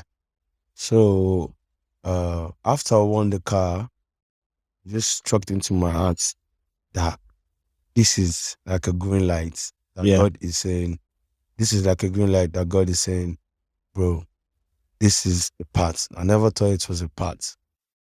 winning a brand new car from something that you just ventured into. Like, I said, I needed to take this serious. There, won the car, struggling, school. After like a year, discovered that it was just the car I had. I didn't have. Yeah. It was nothing I was offering anyone. What was it? What did it feel like to be famous at that level and not have money? How did it feel? Can't explain.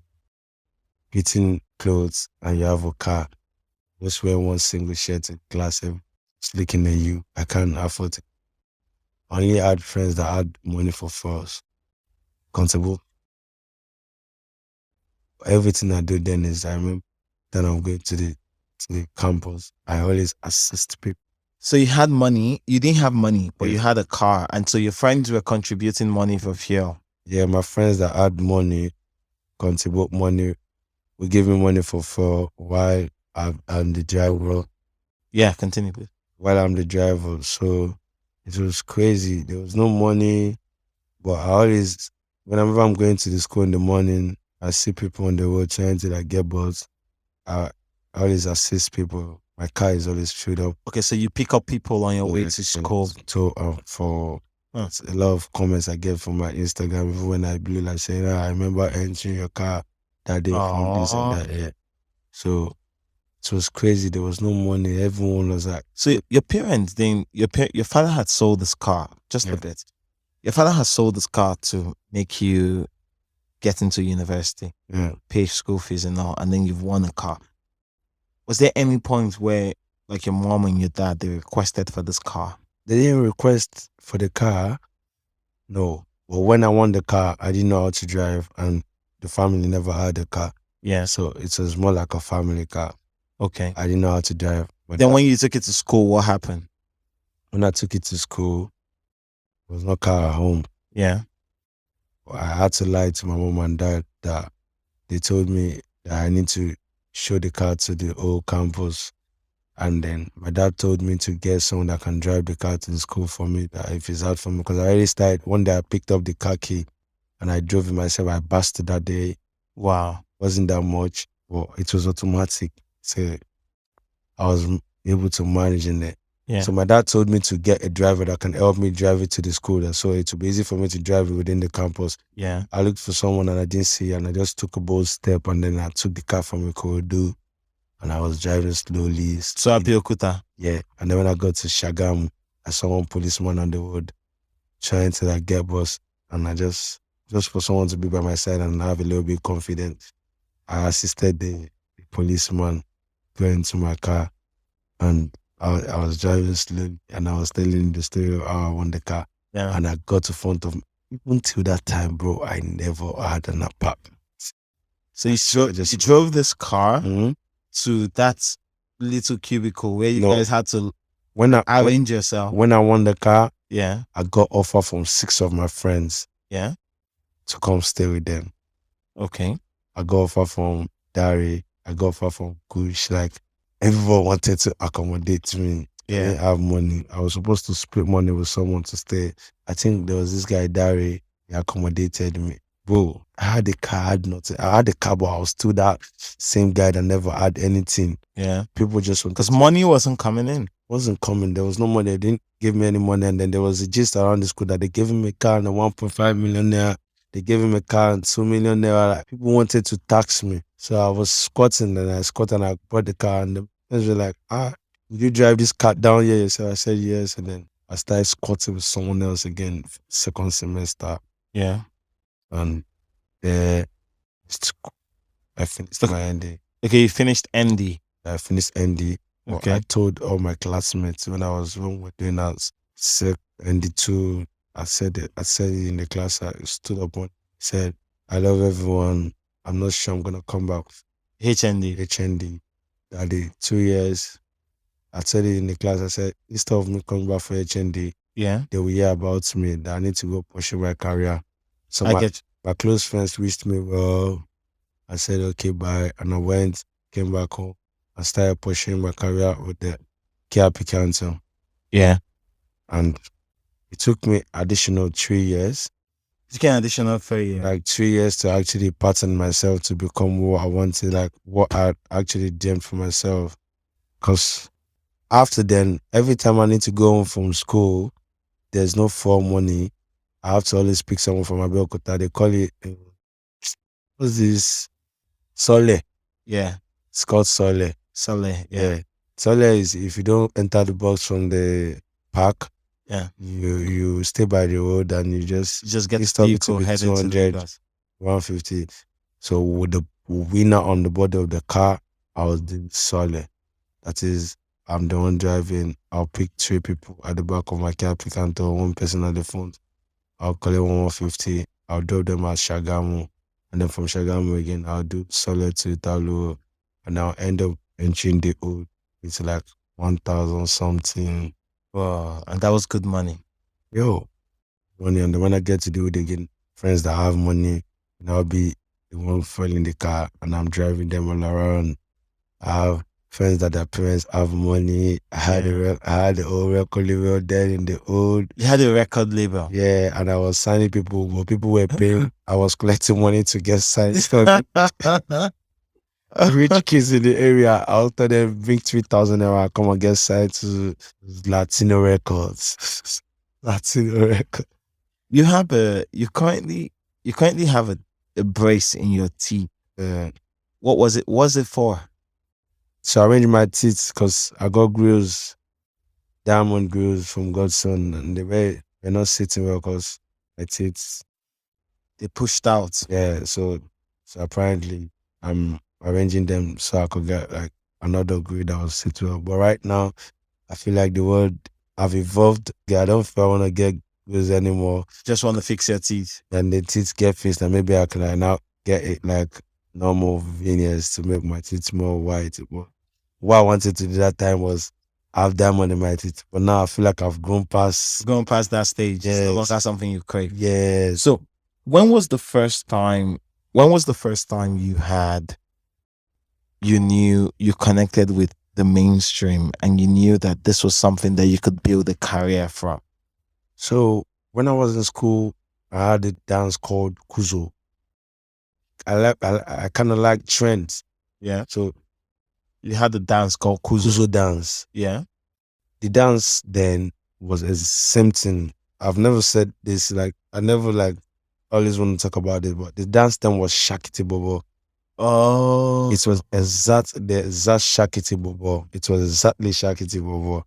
Nice. So, but you know the way this thing starts from the grassroots, yeah, and it gets to we that popular, and they will make it popular to a certain degree to the audience. Yeah. It's always something that starts from somewhere.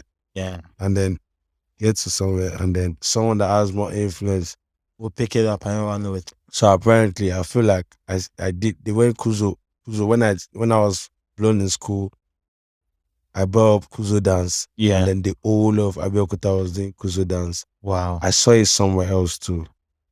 Like, but because I was popular in school, I made it popular in Abeokuta. Yeah. Few months later, Olamide dropped Shakiti Bobo. Nice. Leo blasted me in the class. Like, how much did you collect from Olamide? So, look at your dance. Olamide stole your dance. Look at you, like, how much did you collect? Like, this, that. About me, I've always had this street orientation, and I love the Olamide from time. And I've always seen people like throw celebrity from way back, like saying maybe a celebrity stole your song. You're trying to make yourself popular from someone stole my song. Well, that's not how to blow. That's not the best way to blow at all. You don't create enmity from someone that made it like already, and then you think turning that person from there, that's like you're creating massive enmity for yourself already. Yes, and then I think people only blow when the public can connect with something that they're offering.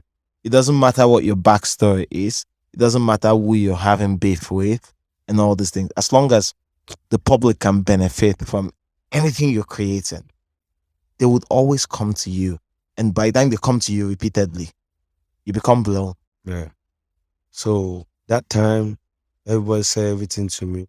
And I felt like I understood that Olamide might have not seen Kuzo dance. Olamide might have seen it somewhere else the same way I saw it somewhere else. And because he's way more famous than me, he brought it to like the whole world to see just the way we go to Fela Shrine. Like all these dance we dance today. If you go to Fela Shrine, you would have been seen like 5 months before it becomes 6 months, 1 year Before it becomes because mainstream. mainstream.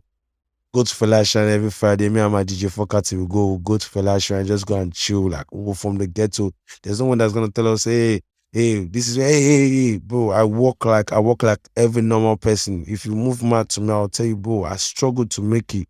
Don't talk to me anyhow. Yeah. Like I'm here doesn't mean don't take it for granted. Like you cannot ginger you in that way. You cannot be able to. Bro, I've been in Fela Shrine before I blew. I've eaten amala here. I've worked here. I've struggled. I've trekked here. So don't just think you're the only one that has struggled. You might choose not to like do your own thing the proper way. That like don't think, like if we settle for less as well, we'll probably be in the same situation as you are, and they just be feeding on the give me money, yeah, you mean that. But bro, we just try to like just stepped up. So when I saw it, I didn't get mad. Everyone said different things to me. I just felt like, bro. I think I recorded a verse, a song there saying, someone that's bigger than you is bigger than you. Yeah. And by that time, I posted, I had to even check it. Instagram page there. Yeah. And Olamide like. And then from there, I feel like Olamide connects with grassroots. Maybe from the comment section of my police students, them, but he knew what was going on. And the Big Banks, that was his producer then, used to. Yeah, I know Big Banks. He used to like cause songs for me in Ikorodu then. He used to tell me he knows Olamide. We used to argue. Yeah. Because every time he goes to Olamide, he doesn't post anything. He used to say he was one that I called a party job, but we doubt him. Yeah. We don't even believe him. All of a sudden, we started seeing traces that truly this guy is in the camp. He's connected to Olamide. I didn't do anything then. From there, Olamide followed me. IG. Instagram. And they keeps on checking up, congratulate about the car. Right. And one person that was a big influence to my career again is Oladibs. Yeah, Oladibs, good guy. Yeah. Like the face of the fast rising artist. Yeah. 20-something, bro. Oladibs drop songs every Friday. Oladibs was to base underdogs. Yeah. Whenever I record song, I send to Oladibs. Oladibs is someone I call to tell him, Zlatan, please save my rap. Yeah. All those rap battles I went to those days, they use Oladibs rap to battle. Yes. His songs that I've listened to, people use his lines, and I call him and say, I went for the rap battle today. They were using your line, but I could not tell the judges, but I don't know how to explain myself. So Olamide connected to me. I was doing my share. I ended up using the car for cab. I wasn't getting anything. It looked like devil gave me the car to run you down. It looked like devil gave me the car not to that education that my parents wanted for me. Because 3 years, nothing. People that were hailing me because I won a car, they go over, you shall get car, get money, you get car. Because they were even angry more. Because a lot of people were angry. Before you see people that are genuinely happy that you're this, like it's like few, 10% out of 100. Love, like 90 of them were angry that why is it not them that actually own. I won the car. Yeah, own the car. Why are they not the one blessed? So Olamide called me several times, say, let's link up. I was messaging. And he said he called you several times to say, let's link up in the studio. Yeah. Olamide was the only artist that I could see that was helping people. Yeah. And Nikesh, the Young John, like Olamide was very like Olamide was the only artist I messaged. I felt like if any artist is gonna listen to me or do anything for me. Yeah, more than anything, just listen to you. I felt Olamide was that person. So and started messaging. I died to I won't feel please help. Whenever I message him, sometimes he will sing, check, he will show sin, or reply. Sometimes, like with one word, about wishing my people day, she's son having, like, me like, that's like a joy to me. I will show my friend, allow this. Like, fucks with you. Yeah. On that level. I was saying to everyone, one day, he messaged me, let's go. Studio, like, to do something for me. I was only messaging big banks. Anytime Bado posts on Snapchat 1 minute ago, I know Bado is on his. So I'll go to Instagram. The message I sent me, copy, paste. I can post like 7 times. Yeah. Because I know he posted on Snap, Bloody Beast 300. That's his handle.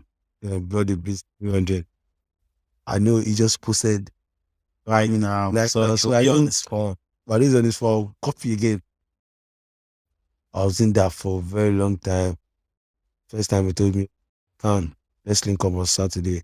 I told everyone the house they were happy. Yeah. Friday, I'm sorry, Zlatan Ibile up again. Let's link up again. It happened like 2 times.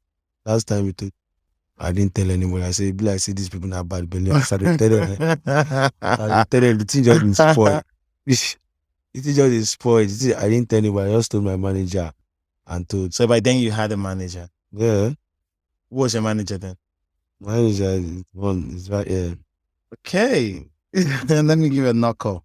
It's been there. It's been there. Yes. We spoke earlier, and he was telling me about how you like interpret things. So in my head, I was like, okay, this person understands this other person. So yeah, that's beautiful. It's there, man. Through the thick and thin, meetings. Like, there are so many stories that we can't even elaborate on. Yeah, I get you. He called me and then I went and I was supposed to link up with Big Banks. And then from Big Banks would take me to Bado. I said, I am going alone. I don't want to go with crowd. Bado told me to come. I'm not going to be an additional person. So I went to Big Banks' place at Bagada. Yeah. But getting to Big Banks' place, I got there, saw Bado's picture in his house. I didn't know where I was. I didn't know if it was Bado's house or I was just seeing Bado's picture on the wall frame. And then Big Banks, and I told Big Banks, and I said, "One just came outside to say there's a problem. Oh. Yeah. Problem again." What problem again? Yeah, he said there's a problem. Oh. Young John is the one that is supposed to produce the song. Yeah. For me and Bado. Young John's mom is sick. Young John is going to go see his mom. So it looks like we're gonna postpone or there's gonna be some amendments. I look at Big Banks like this. He said, came from. Yeah. Please, can you tell Bado that I came from Ikorodu? Because me and Big Banks produced a song for me when I was in the hood. Yeah. Big Banks used to tell me about Bado. Like he's the one I used to like, actually. So this is someone you came up with. Yeah, I used to pitch myself through Big Banks to Bado. So I told Big Banks to tell Bado that I am actually crying, right? I told him to tell Bado that I am crying and that I came from Ikorodu, that I should please that. And then Big Banks called him. And then I think Big Banks is a producer, but he does more of mixing and mastering. So sound engineering. Yes, and Young John does it, but Big Banks still produces then. And then, but then when he told Bado, but now I said, Big Banks, you self get beats for hand now. Okay, you know what? Just play, carry Zlatan come. So now I said, okay. He said he just spoke to Bado. Bado said he should bring me still that, getting that Young John. I was messaging my manager saying, Puyo. He took me all the way from Bagara, took me to Bado's place at Magodo. Getting to Bado's place, I saw Bado, saw in the morning, and then he put me in the bus. Wow. So we're going to that time they were doing this glow rap battles or something. Cool. I couldn't post anything. I actually know, you know the way some artists don't know how to comport themselves, like when they link up with stars and people that they respect, yeah, they go crazy. Yeah, people who pay attention. I pay attention. Like there's what they call orientation. Yeah. there's some things and there's some things like you just not all the time is like bring out your phone. Okay. They want to watch you. They want to see. You want to see if they can even hang with you. Yeah, they want to see like you can hang with celebrity. Like I can want to be free and see some other like a lot of things. But as I'm saying it, watching everyone's phone to see, you know, if you do a video, I'll tell them, yo, can you mute that? But me, if I go somewhere, I just need to wise enough to know that respect yourself, like respect myself, so that next time they will even look at me and say, this guy help. Sabi move. You know to they do. Yes. They give you chops every time, baba. I do okay. Now that track, now ain't go, now ain't they bother me like this. I get you. So we got to Akure. I didn't make it. I saw with the creator, so everyone that was working with nice. Bado, and got to the hotel. Bado just said, let's go and record. And then in my own head, then I was doing rap. I felt like I wanted to do rap, like Ibile. I want Bado to rap. I mean, I show myself that me too. I've got some lyrics. And then got upstairs. Bado just said, oh my Lord, I suppose get our body. The way I move my body, man, I was like, this is not what I want something that I can rap so that people can know. Not knowing that, but I don't knew that there's rap and there are some songs that make you like take you up there, instant hit. Yes. But I didn't knew what an instant hit was. Well, for you were more concerned about like proving yourself, proving your skills, and making your people feel you. Yeah, song with Bado rather than the market. Bro, he knew what an instant hit was, and he gave me that instant. And then once he recorded the chorus, and then went for a show. Before he told me, and before he came back, I already recorded my verse. That was how I got the song with Bado. Came back home. Yeah. What did that do for you? It was a breakthrough, bro. After winning the car, 2013 or 14, that song was 2017. That was the song that actually gave me the breakthrough. Bado posted me on his page like 17 times. Posting like looked like it was jazz. Because I featured him, I didn't pay a dime. And he just started posting. This was this song. Oh my Lordy. My body. This one. Let me see if I can pull it up. This one. Yeah. Oh my Lordy. Drama. Oh my Lordy. I suppose get that words. I move my bodies. Really, do my bodies. Oh my Lordy. Also, you cutting. Nice. So you recorded the song without collecting a dime. And I went back home. Everybody hugged me. Like, yeah, that.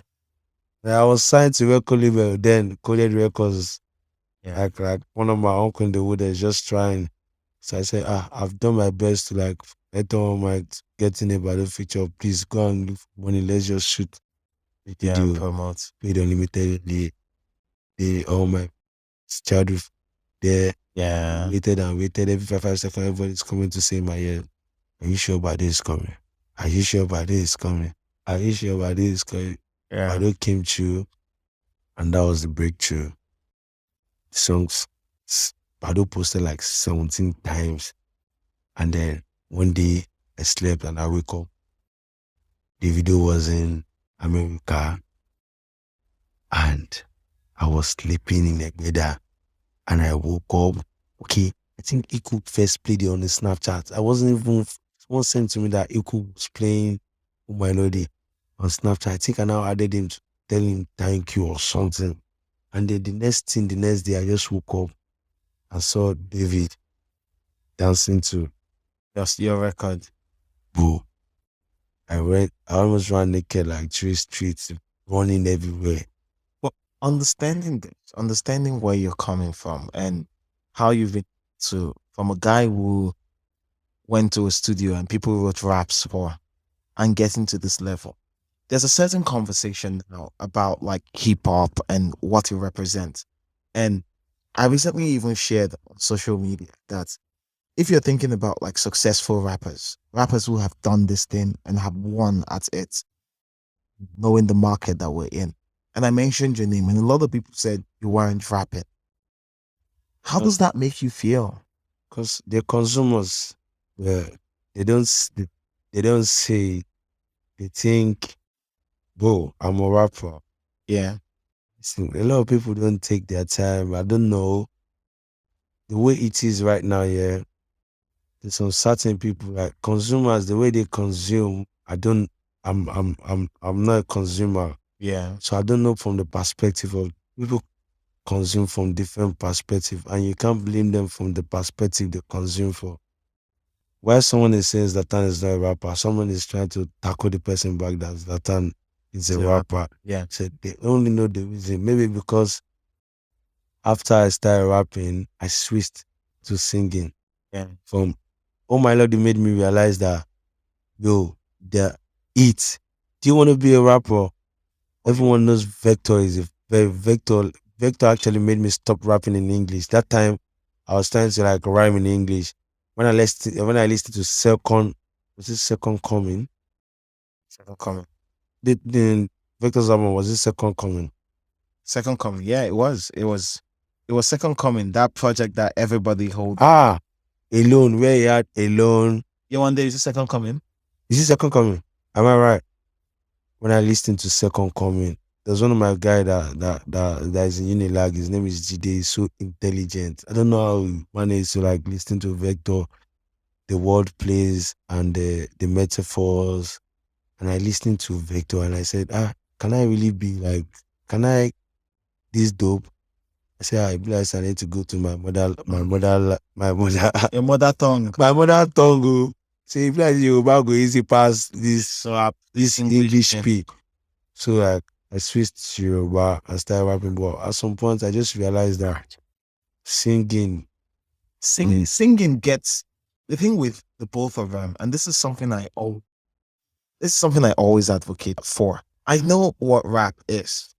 I have listened to rap from the US. I've listened to people who have created music using that rap technique from the US, like modifying it to like represent what we are, but it's still the same thing. And I see how the market in the past, when I got into this industry, the market like really embraced that type of sound. But now, with more knowledge, with more connection to the world, and with more education, what I have seen is people looking for what they can connect to on a local level, more than what the biggest rapper in the US is doing or all of that. So when people talk about rap in Nigeria, I talk about rap in terms of like how people connect with the art. And to be honest, when you look at the scoreboard and you say, okay, this genre, this is hip hop, what are people listening to? We mentioned you, Zlatan. We mentioned people like Ladipo, who in the last 2 years have been able to find a way to make it work. We mentioned people like Naira Marley, who have been able to build a cult following from finding a way to infuse rap and pop. And that in itself is true spirit of rap, experimentation, connecting with the market, being on the pulse of the people. That to me is rap. Every other thing that imitates whatever happens over there across the Atlantic, it's not my business. But this is the market I operate in. This is how people listen to music. These are the things that connect with people, and they reward that connection with success, with their money, with their numbers, and all of this. So that's how I always argue about rap. But a lot of people don't understand that. They don't understand it. They feel like you need to go fully hardcore and not sing at all to be a rapper. So that's why I end up singing. When my chorus, I do my chorus myself, but the verses, I infuse the rap. Yeah, I know. So but I know. I listen to you all the time. Even when we weren't on the best of terms, I was listening to you. So when they say I'm not a rapper, like I just don't, bro. Don't bother about it. Baba, I just try to make my pa I be rapper, I no be rapper. Bro, I shall dey sing, I dey usually you classify them as rap. You want make I go dibidi. And then if you still listen to my project, that I have like lots of tracks that's pure rap. Yes, I know. I have rap. I always like that's even why I started with. I like hardcore, like Yeah. I like to tell stories. My music is always about what I've been through. You get many things we don't solve for my life, for my life. That my first track on my last album, that guy. Yeah. Many people don't try, many people don't feel. I know, like so.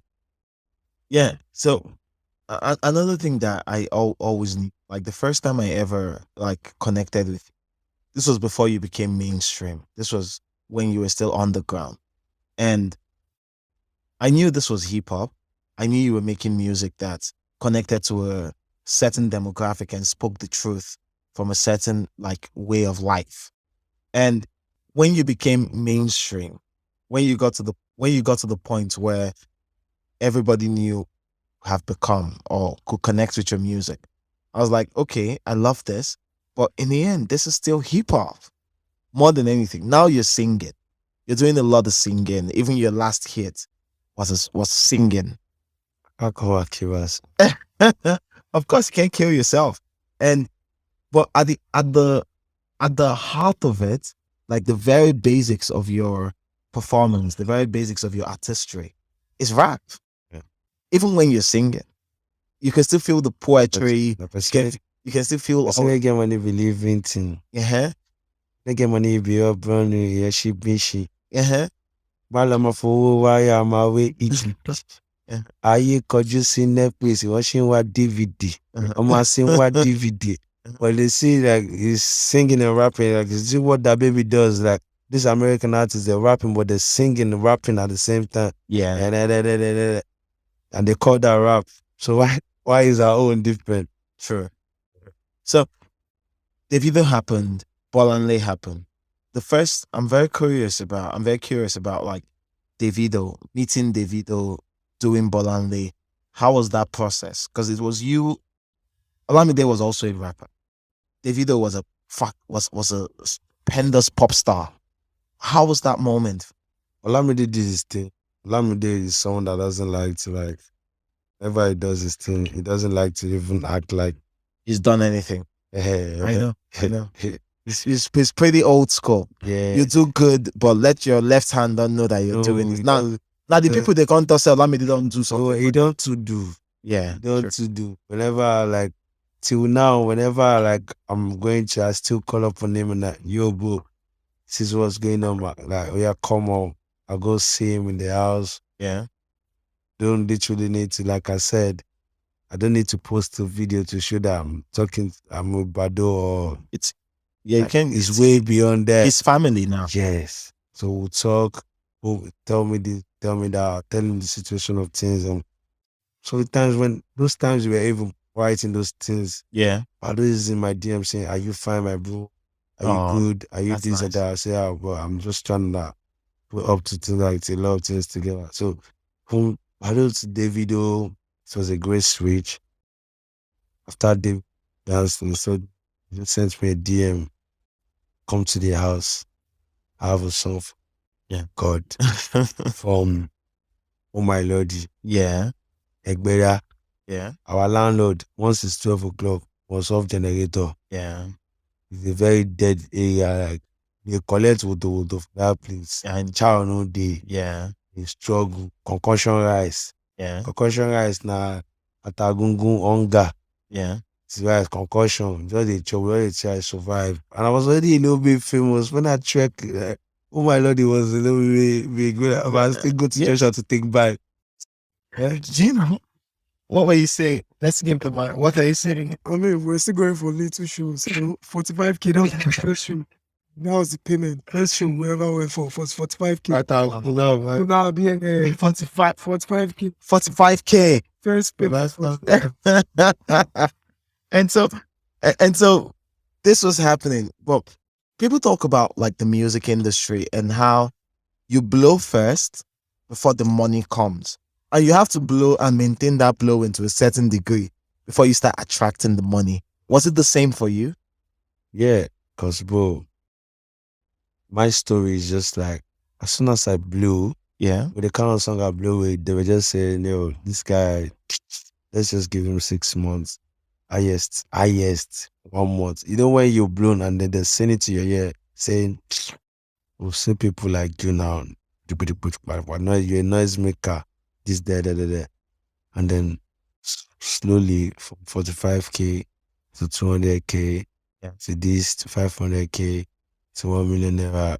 They record. I went to the house. They made a song for Stanley. And after he made a song, God paid for the video. Wow. He paid for the video of Osanle Immediately. I don't know, man. That's support. Yes. That's major support. I feel like since I've met him till now, I'm still trying to learn how to be like more humble, and then I'm street. Maybe because I'm not from, my upbringing is not like Silver spoon. my money finish. So I dey calculate when I dey supposed I dey para.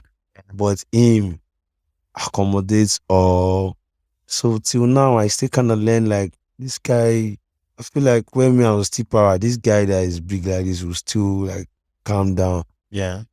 Ikorodu Stanley for me, paid for the video. Wow. Paid damn it Twitch. The day they were showing flower my flower at Koga Studio, I went to meet my manager. Damn it Twitch. Me, I had extra ginger. Yeah. Then when someone say they want to help you, and then maybe you are done it. As I'm calling damn it Twitch, I'm calling fresh. As I'm calling fresh, I am disturbing people in the house. I'm trying to like. That's one of my friends. Like that's one of the people I look at in this industry and say this is Peruzzi. I feel like if Peruzzi didn't like accommodate me, yeah, that wouldn't have happened. You know when David wants to help, but if Peruzzi didn't like embraced me, like, cause that time he made you a part of the crew. Yeah, cause at that time I heard David said he was never going to do any song with any shaku artist. Yeah, and then but then wanted to do it for me. And I was with Peruzzi, I'll tell Peruzzi will tell me he's sleeping, but wait 30 minutes time, I'll try to make him record out. Yeah, he's a good guy. Yeah, and then Peruzzi embraced me, showed me love, made sure David recorded the song, it was there. Fresh recorded the song, and after we recorded Osanle, when we were trying to secure the money for video, when David would send the money, Amrabas came to Fresh house. Wow. They went away with the hard drive. No way. They robbed him and then they took the hard drive. Right. Jesus. There was no data to mix it. No way. Oh, it took us like 1 week. David recorded one verse, went upstairs to rest. It took us another 1 week to get the whole song pattern, and then now the song does not have data anymore. Chief came to the Fresh house. I was crying. I said, okay, I don't care. I'm gonna release unmixed. I'm gonna release this unmixed song like that. Like to increase the volume and then I'm gonna drop. So they found a way to make it work without the data. Took us like that was when? That was the period deciding. Yeah. You know, since Zlatan, we was looking at it. The way he was signing the culture. Yeah. So emotional. I was feeling some kind of, you could even see, even me, I was just sitting there when we broke. I remember I was going to RIP Obama. I remember I was coming from mainland every time to go see Obama, to talk Obama, to help us talk to David, to sign me. Like, just going to Obama every day to say, please help us talk to David to sign Zlatan. God bless us to sign Zlatan. And then David told me the West have been around for a while. And it's only why that the day we were signing in the West, I was there. And he said, Zlatan, you're up, you're next. And like, what you've even done for me so far without signing me, I said, I'm grateful. And then, bro, that hard drive got missing. And then it took us a while to after we shot the video, we were looking for money. We were not ready to drop the song because we don't want to drop the song without a promo plan.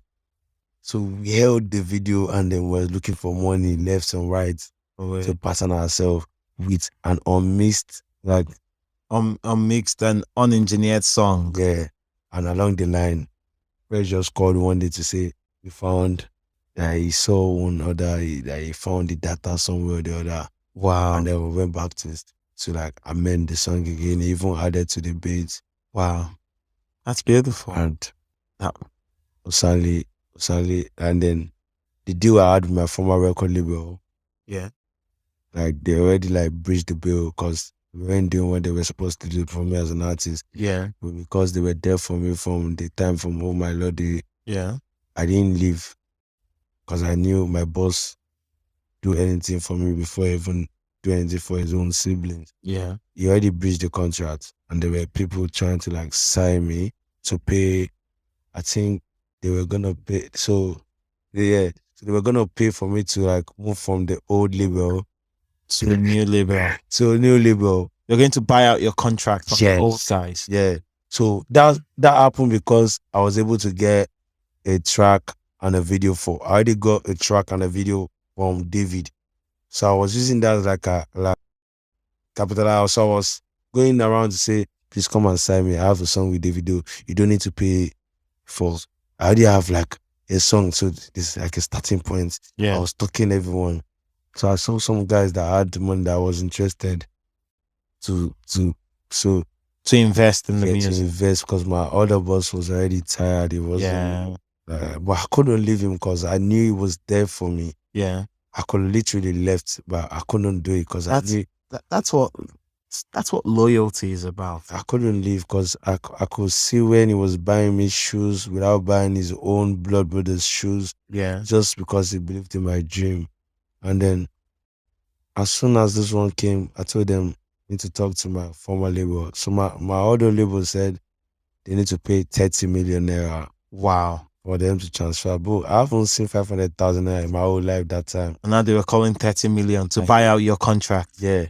So they said no. I said what I pitched was they both do collaboration and they split money, but they said they're not ready to do collaboration, that they want to buy out the contracts.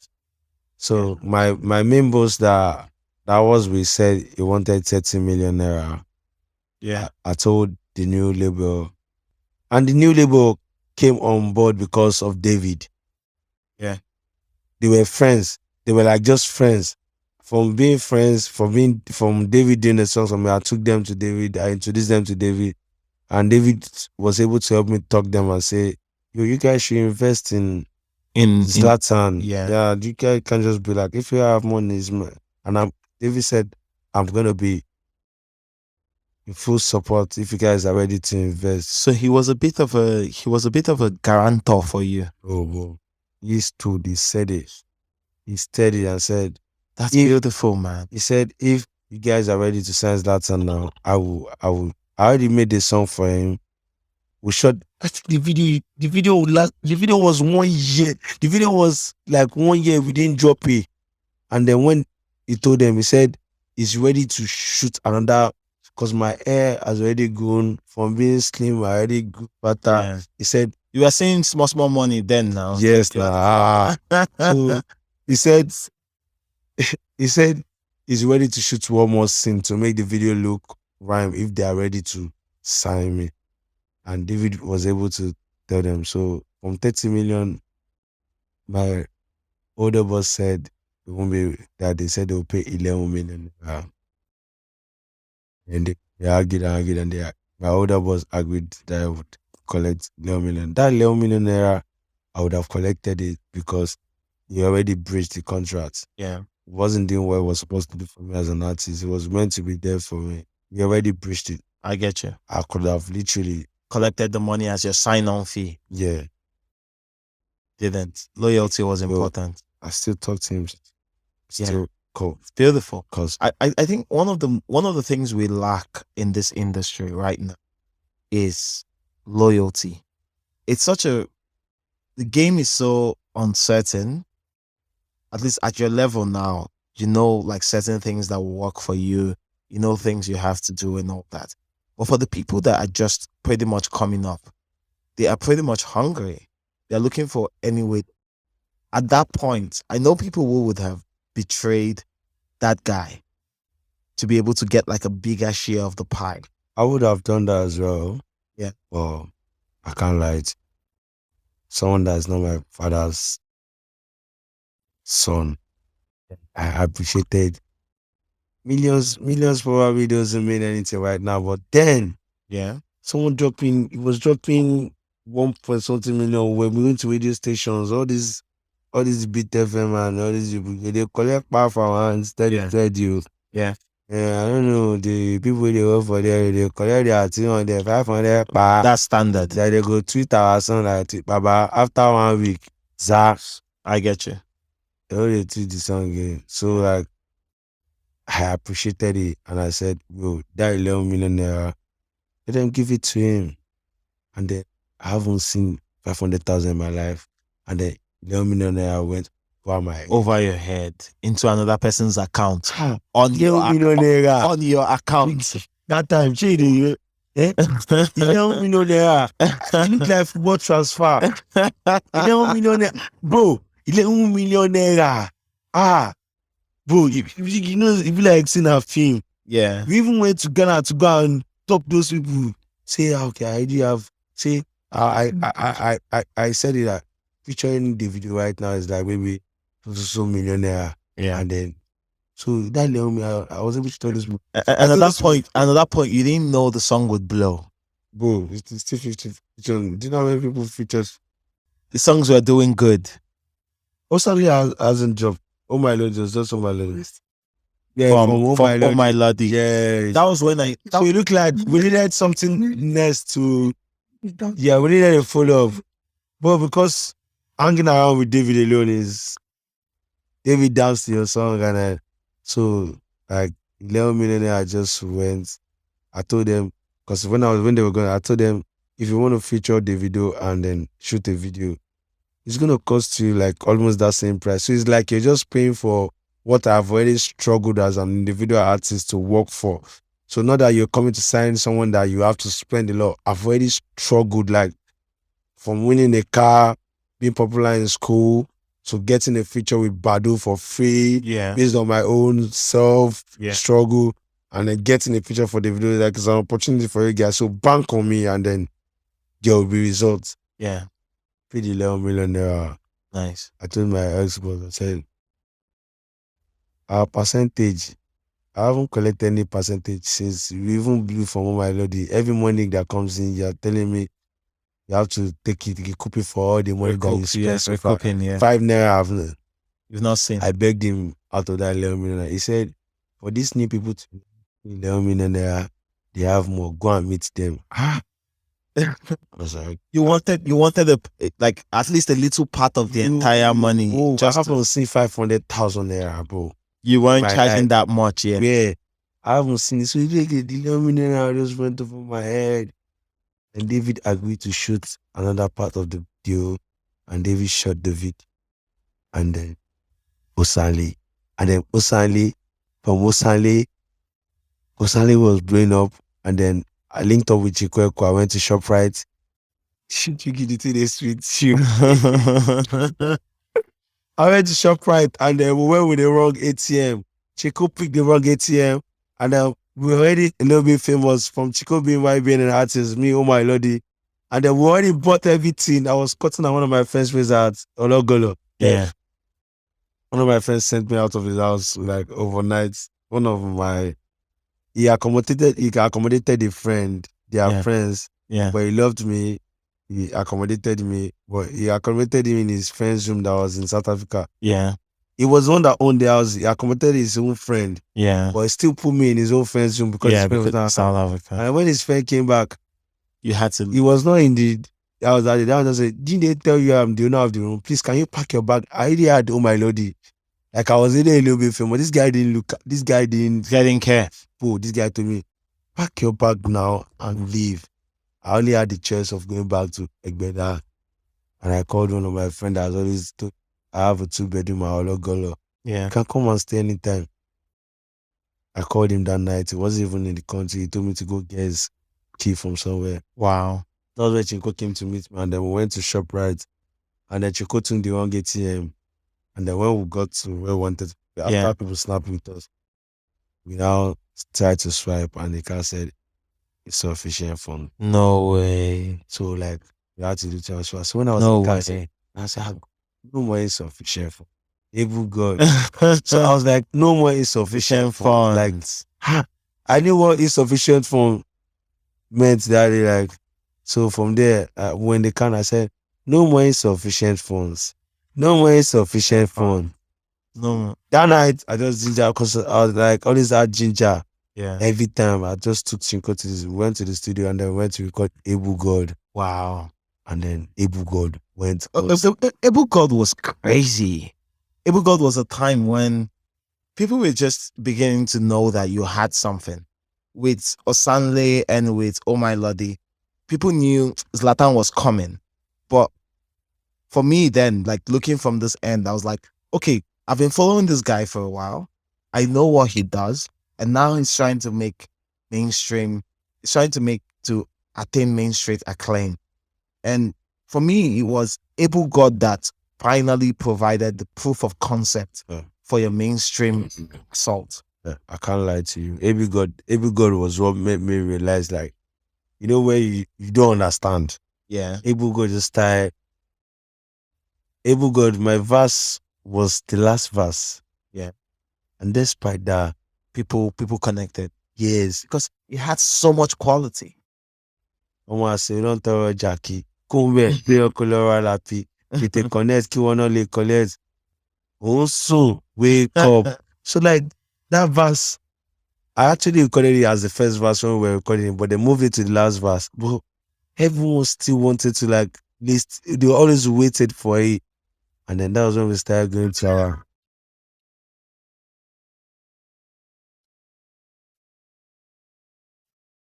This was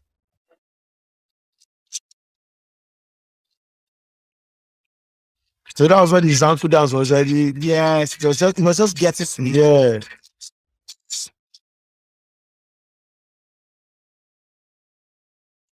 Go back to your color happy. Take a connect to one only collect to live ali see like it could put your friends. Also, wake up.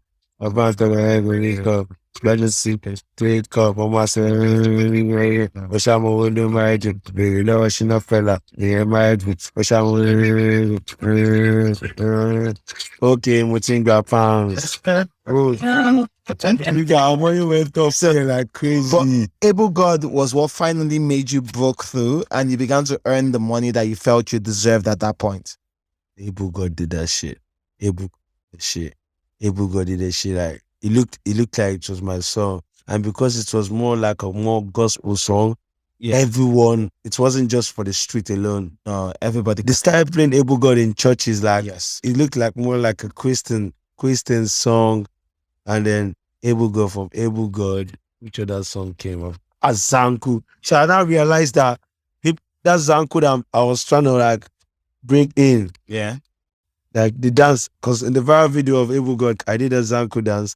I just thought to myself, so because I did Kuzo, yeah, and it later turned to Shaggy Bobo, and I'm not saying he stole the dance or this, I just know this where something starts from. It probably might have seen it somewhere, the same way I said somewhere else.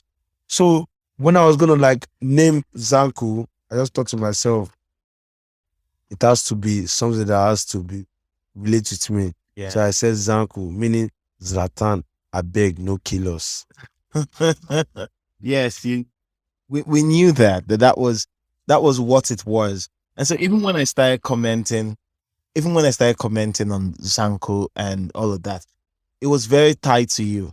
How did it feel being like the leader of something like a pop culture moment? How did it feel?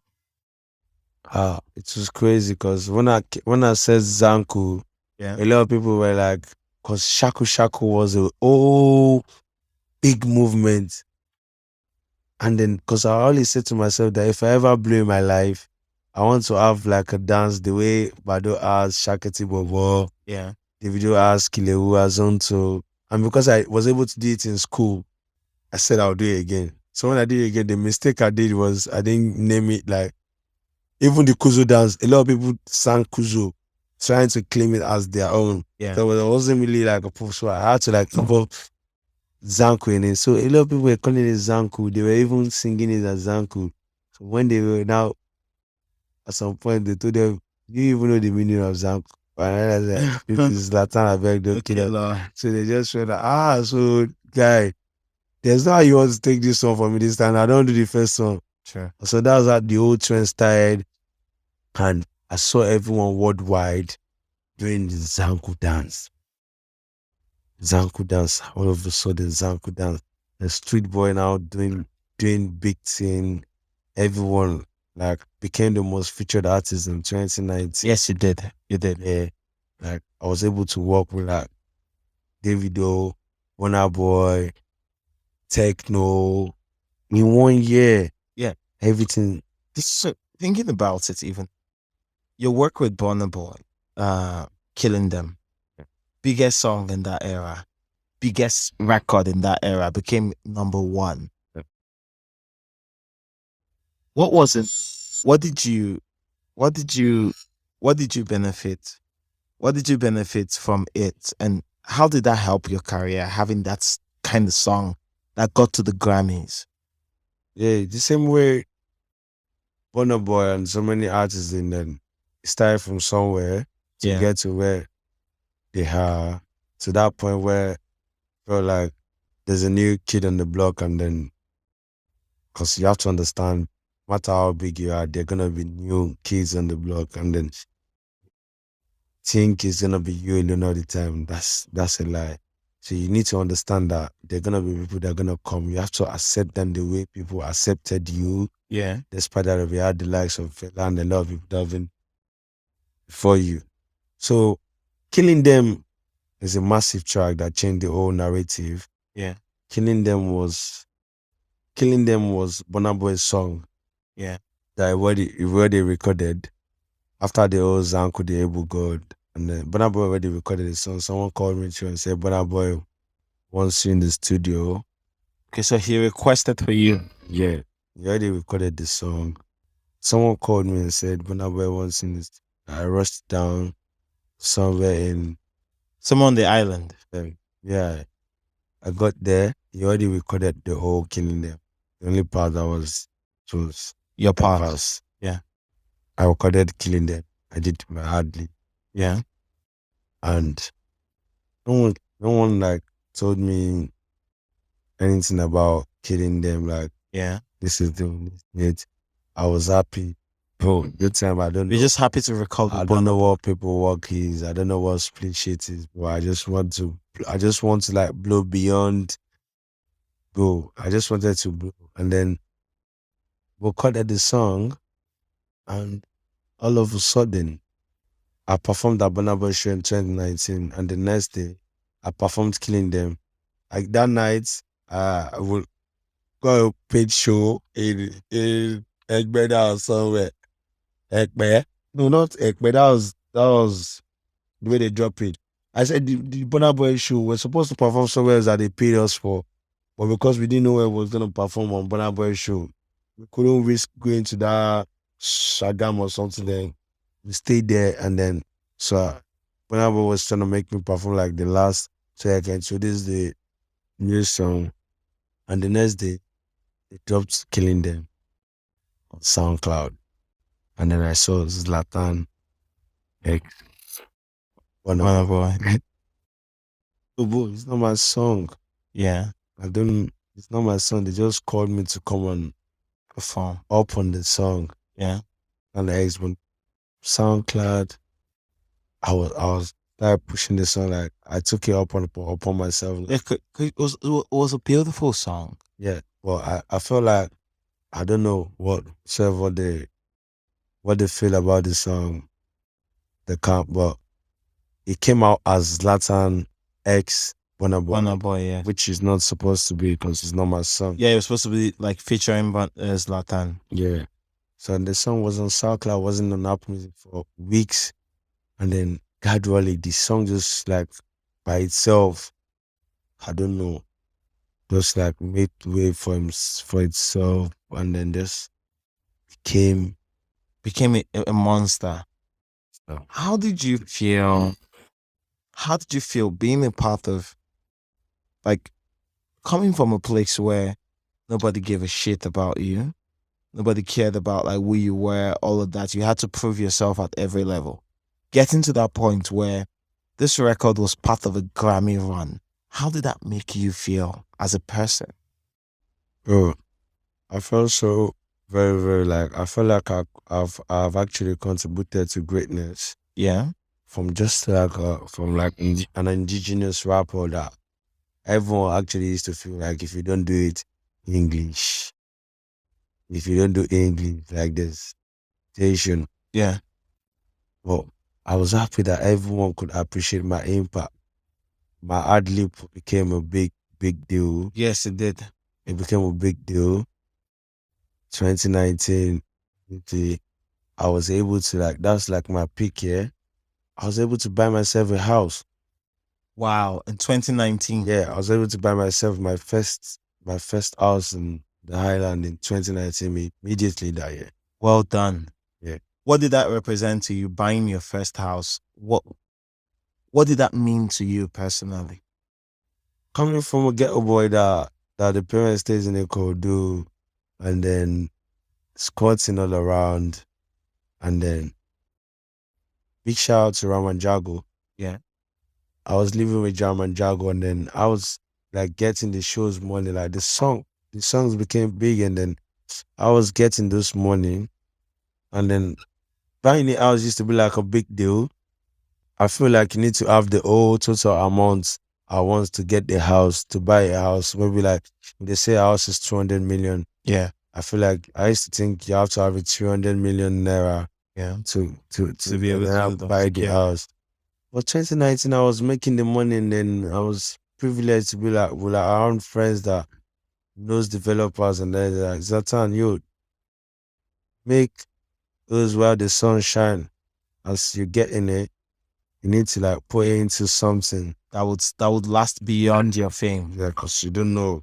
You could say it's 5 years, it could be 1 year, it could be 2 years. I was able to like, that's what I'm saying, killing them, all the hits, the songs, they bought me shows. And then from there, one of the dreams in my life is to own, at very tender age, I bought my first house in 2019. How old were you? 20, if you're 19 and 20, you were pretty much 23, 24. That's beautiful. That's beautiful. Well done. That's about my first house, from the whole everything. And then you spoke earlier, when I alluded to your parents, you spoke earlier about moving them out of Ikorodu. When was this? When did you feel like you had enough to influence your family to the point where they moved out of there? What year was that? That's the first house. That was the first house. So when you bought the house, you moved your parents in there. Everybody was in there. That's beautiful. That was the first thing. I don't have parents, but if I had well done. But if I had parents, and I got that level of success, that is exactly what I would have done. Yeah, because at that point in time was when I actually feel like it's time for me to start living life. Get an apartment whereby I can have my friends chill. Well, have parents. My parents actually have 3 houses in Ikorodu. Yeah. I try to furnish it to that extent, like to the level like, okay, Ikorodu level. Yeah. But it doesn't still feel the same, like me chilling here, and I know my parents are still in that place that has galloping. There's those bad roads. Yeah, so when I bought the house, big shout out to Great IB, #1 Bitcoin seller. That friend I told you about. Yeah. He's the big boy that the only thing he doesn't know is where they sell human being that breeds everything. So when I bought the house, I told my parents that I bought the house. My parents felt like I went to go and do ritual. Because under 1 year, like it looked like magic to them. And then when I bought the house, instead of me moving, I said, no, I'll get myself where to live. I need to see my parents live a better life than they have led. Like, I don't mind staying with them just to make sure. And I called them, I said I bought a house for them. Yeah. My mom said no. this is not, is this our music? That is song, maybe I probably done something else. Yeah. And she said she's not moved. And I started crying like, how can I struggle? And then I would have just moved in with my friend and live the Lekki big boy lifestyle Yeah. and not care. These people, because of the Christian P, yes, they want to be careful. They had to verify that this Yeah. was music money. Yeah, they want to be careful. They wanted to verify. They called my lawyer, this and that, to verify that this was legit. Because they didn't believe like how the someone that I spoke with your lawyer earlier, Yemisi. Was she your lawyer at this point? Yeah. Okay. So it was only her, due to the fact that they were able to know how consistent she is and then prominent she is. So she was the key point, saying if she can guarantee them that this is actually Legit. This is what music money. Yeah. Yeah, she is. Yeah. So they did fasting and prayer to confirm that they need to move to their house. I was like, those are really good parents. Because I know a lot of people have been in that. I know a lot of people who have been in that sort of situation that you guys were in the past, and they didn't care about like verification. They didn't care about like where the money was coming from. The moment there was more money, they embraced it. But for you, they had to like confirm that this was. Give me paper for tattoo. Every time I get a new tattoo, they will get me to sign like, if you don't, this is the last one. So why you do like they're pastors. Yeah, I know. I'm doing way too much, bro. I know. That my parents. That's what I'm saying. That from your upbringing was RCCG. Yeah, camp, conversion. Your current life is Kapai Chumarilai Chipako. Those are two extreme walls. Now they still talk coming like at some point my mom will still tell me, you can't do this music, you're still gonna become a pastor. This, that.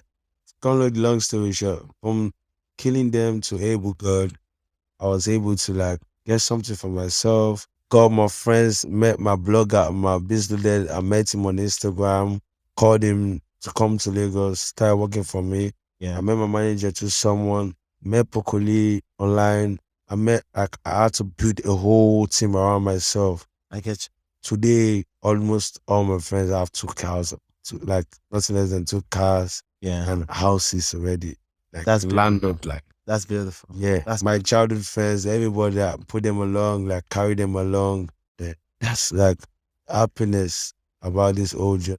And technically, like half a decade, someone that does rap music, even if it doesn't go like, at least man has been able to like keep up and do the things you have to do. Yeah. Okay. Important question here is, all of this happened for you. You have become this.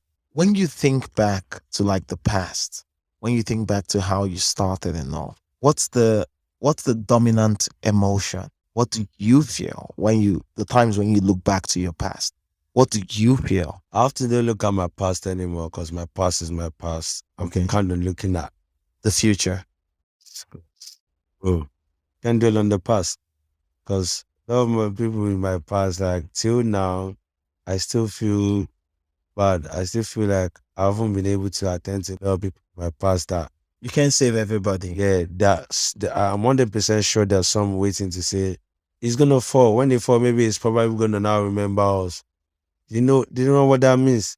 Yeah. Not that I'm not being good to a lot of people, but they don't understand. Yeah, they don't. They don't know your journey. Out of like the selfish interest, they want something to happen for me to come back to the level, for them to say, Shebi, don't say, you go do this. I understand that level of like, it's crabs in a bucket where people are trying to climb out and there's some other people that are stuck in there, they're trying to drag them in. I understand crabs in a bucket. Even personally on my own life, I didn't come from money. I was born into money, but through death, I lost my parents when I was 8. And since then, I lived on the streets.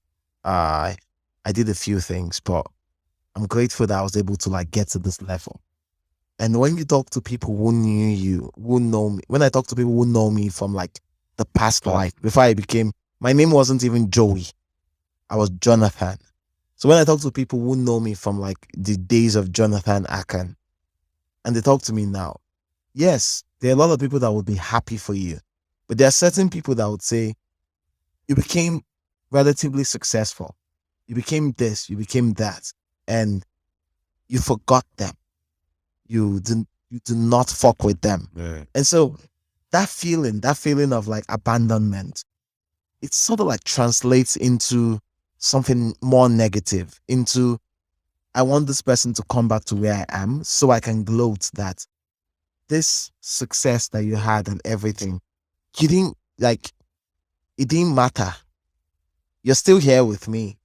And to a certain degree, it makes them feel validated in how they consider. Yeah, you get it. It's Yeah. just- I do. This is my life. So when I say we have parallels in our existence, this is what I meant. Yeah, they want to be able to say, so that's like more challenge. Like it keeps you like on your toes to say, yeah. Because literally, we've seen people like, it's like law of gravity. Yeah. Everything that goes up comes down. Come down. So like me, I always say, I not there for law of gravity. Me, I never come down. But bro, truly, it is not your fault that they're where they are. Yes. But if you're not You didn't contribute to keeping them there. Yeah, if you're not careful, it is not even because of they wish you to be there. If you're not careful, life can bring you back there. True. And then it validates whatever they were feeling. their thinking. Yes. That's why you have to like, and then how many people do you want to keep up with? I'm telling you, from the people that bought me the card, to the people that accommodated me, to the people that everyone wants me to like, they feel like a celebrity life. Like you said, consumer is different from the main person. Yes. Bro, 1 millionaire to some people now, they feel like It's life changing. yeah, but to me, like to it's you, like it's just too like, azul. yes. Our DNA. It's too azul. Yeah. At DNA. Yeah, it's just too azul. And then to me, like looking at my life, like 1 million naira it wouldn't change my life. It will solve some problems. It would, solve some problems, but it wouldn't change my current existence. But to some people, that 1 million naira is the most they have ever seen in their life. they haven't seen it. When They haven't ever I seen know it. at some point I say if I see 1 millionaire, I will naked myself. I used to say it. I remember the first day I had 1 million naira in the bank, and there was no money, there was no like immediate need for it. Like I didn't need to like cut from it to do one thing or the other. It was just money in the bank. I went to the bank, I withdrew it. I withdrew 1 million naira. I wanted to like just hold 1 million naira in my hand like this is my own. This is my money. And when I held it, I took it outside to the car, sat with it a bit, and then I took it back in. I deleted it back. But I knew like I was a millionaire now. You remember my first million? So I was it felt very. There was no time I had 1 millionaire. And immediately that it went back to thousands. Yes, now I spent out of it. that's why when I talk about like millionaire level, you have to have like money in the bank that you don't need. That everything you have to do in your life and whatever, you can sort it out without touching that 1 million naira. That's what millionaire status is. That you have money in the bank that's over 1 million. So the first time I got to that level and I knew I didn't need the money for anything, and there was money even coming for the things I needed to do, I was like, thank God though. Now journalism, give me 1 million. So yes, it's I understand. Now you found a way to become who you are. You've cemented yourself in the space. You are Zlatan Ibile. There's nobody that's going to like talk about Nigerian music and all of the facets of it, all of the progress that it has made without calling your contribution to it. How does that make you feel beyond the money, beyond the financial success? As an artist, as a creative, as someone who pretty much stumbled upon music, how does that make you feel? Right now, I can't lie to you. I am already one. Yeah. Then Ken went on that. See new artists. After Zlatan came, we've seen a lot of new artists come and then doing the thing. Yes, pro out doing the thing. Like I am already where I am. I am grateful where I am. A lot of people were not able to like maintain this ground for this long. So, like I said, it's like almost half a decade. Yeah. being on pressure from the first day I had my first hit, them saying this, that, to having an artist, to having my own record label from 70-30 to having my 100% to my own self as an artist, and even having an artist that even do well. I feel like, bro, I am where I am already. I just want to do better. Yeah, I get you. Yeah. I get you. Yeah, continue. I just want to do better. At times, like, we're pressured.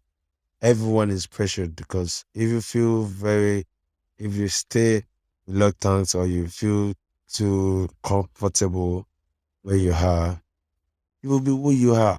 All my people know me. I am always on my shit. There's no 1 week that goes without me recording. I have songs.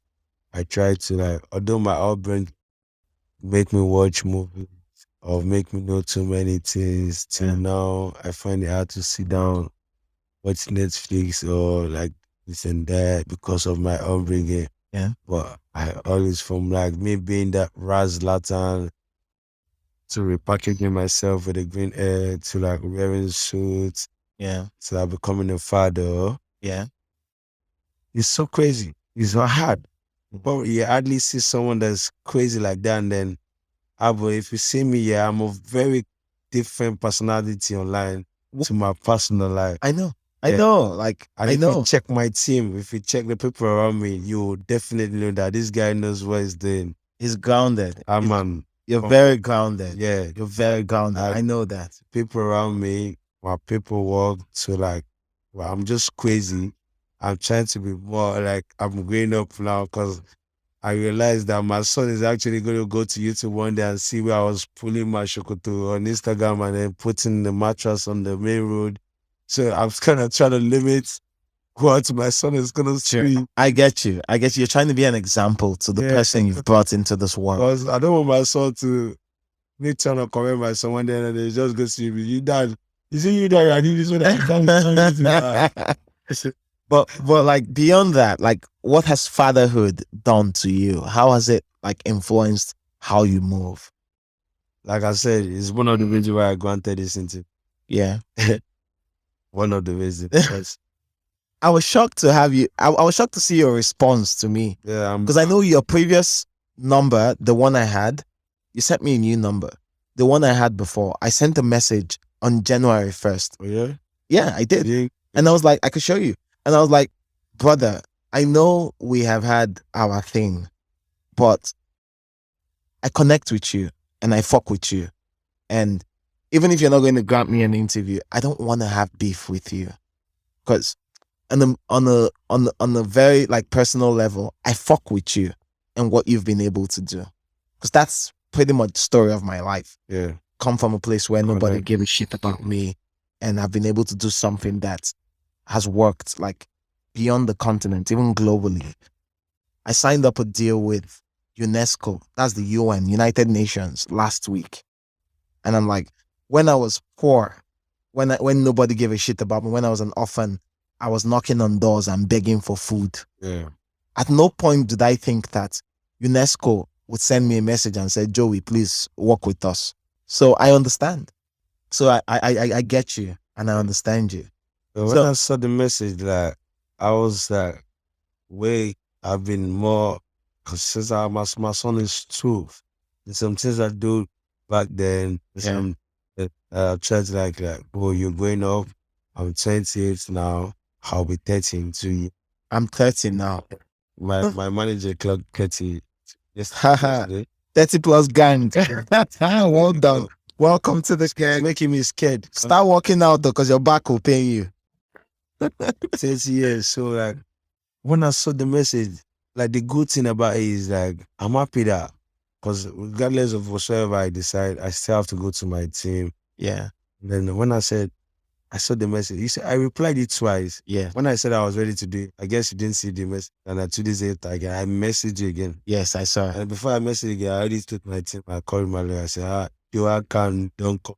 Yeah. And then they said, still had this discussion on Saturday, and they said, if he's there, I feel like we should just we'll see what he does. And then for him to actually reach out, for you to reach out, I just felt like that I was a very good man. Like, I'll do this because what I want to do, whatever you do to me in this life again, I've decided that I will never lie and I'll just be on my own. I will never. The only thing I would rather do is either beat you or just lock up. Yeah. I'll beat you and I'll stay. Yeah. My bro, I don't know. I'll come in my gang and Yeah. I will stay, bro. I- We will have to go to police station to write statements. Bro, I'm a celebrity too. Yeah. At least I'll still be able to like. Yeah, you'd have your way. I'll go around and I'll do my plea. But more than anything, what matters to me in this sort of conversation is, like I told you earlier off the mic, I love your story. I love what you've been able to do with so little. And it's, in a manner of speaking, it's the story of my life. Doing so much doing so much with so little and just pushing yourself, getting to a position of prominence, and then finding a way to use it to not just improve your personal life, but improve the lives of everybody around you.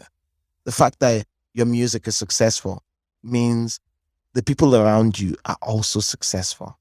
Like you're talking about the manager that knew you when there was no 2 naira to even rub together. So that's, I connect with that. I could tell as well. I never knew you had a similar story. And then what you said in the DM was, I want to tell your story. Yeah. Not a lot of people like tell my story. So that's like the painful.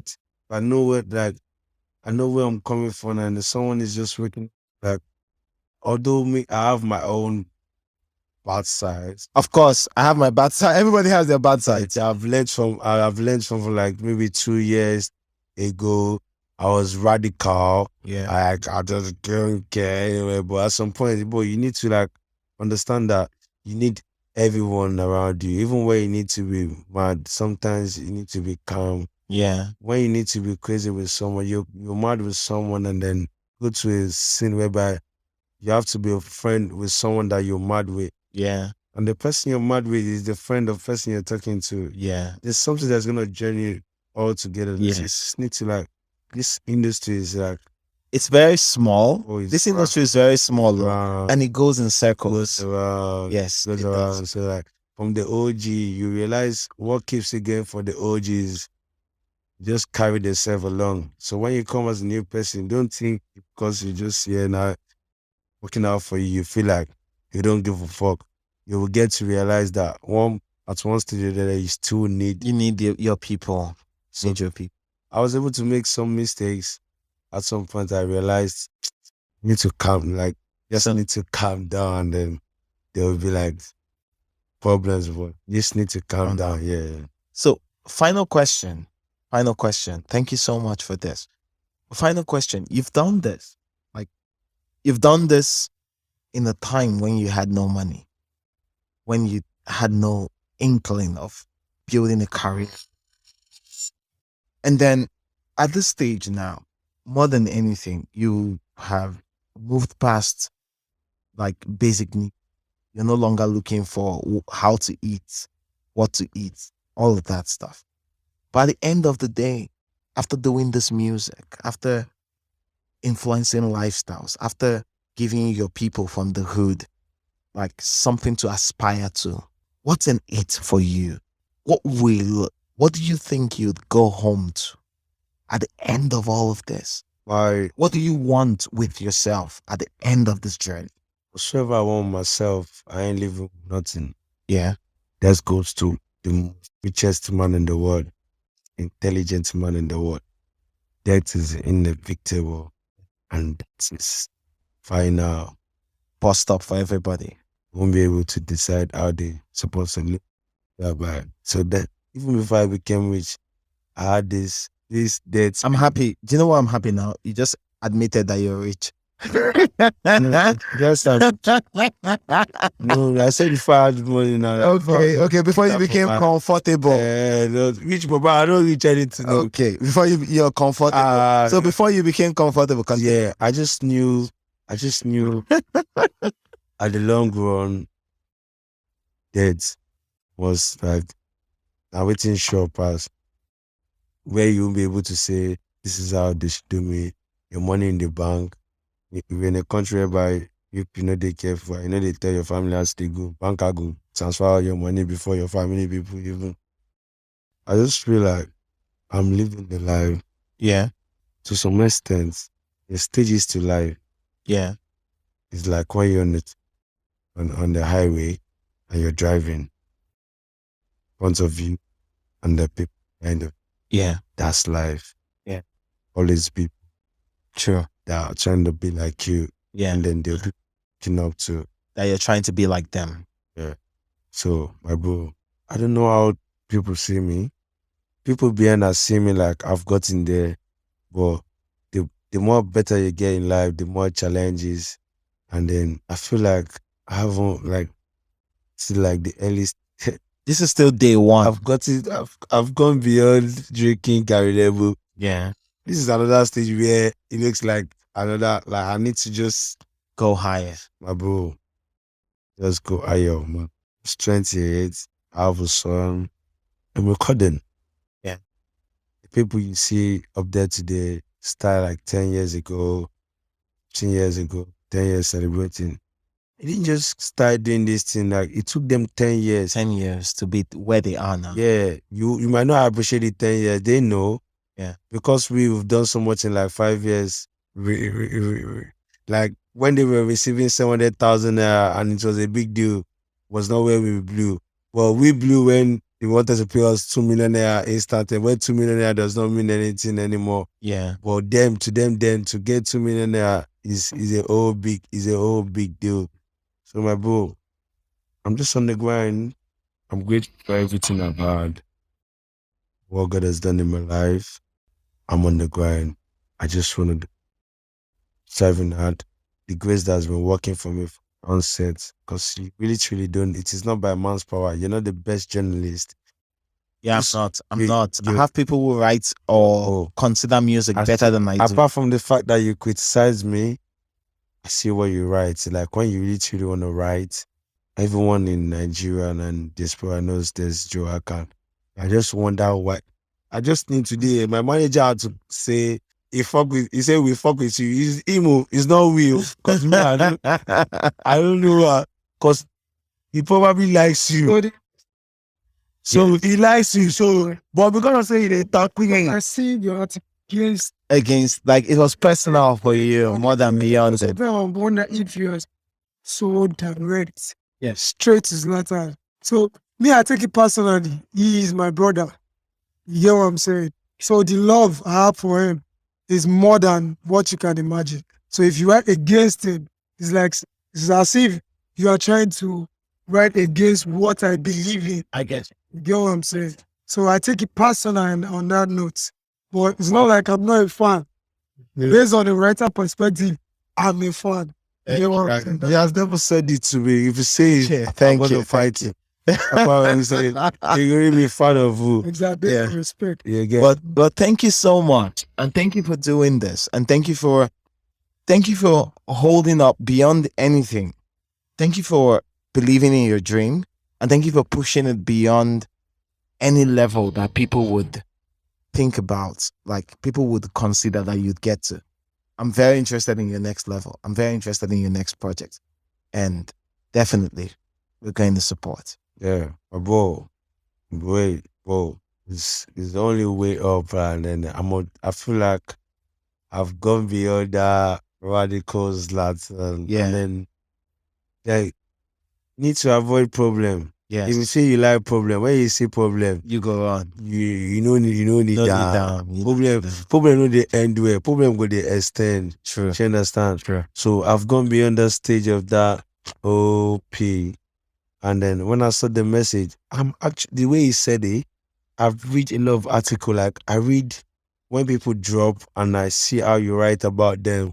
I almost want to say, can we get Joe Akan on board to like be part of our own? Well, you don't tell us, you don't. You understand? You're only one of everyone knows you in the industry. Yeah.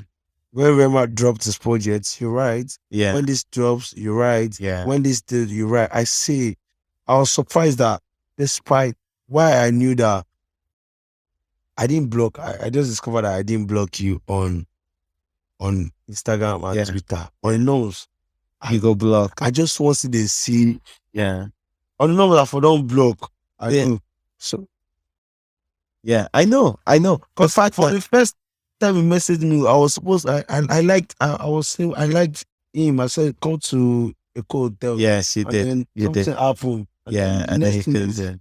Baba just let me say I get you, brother. I get you. And thank you for doing this.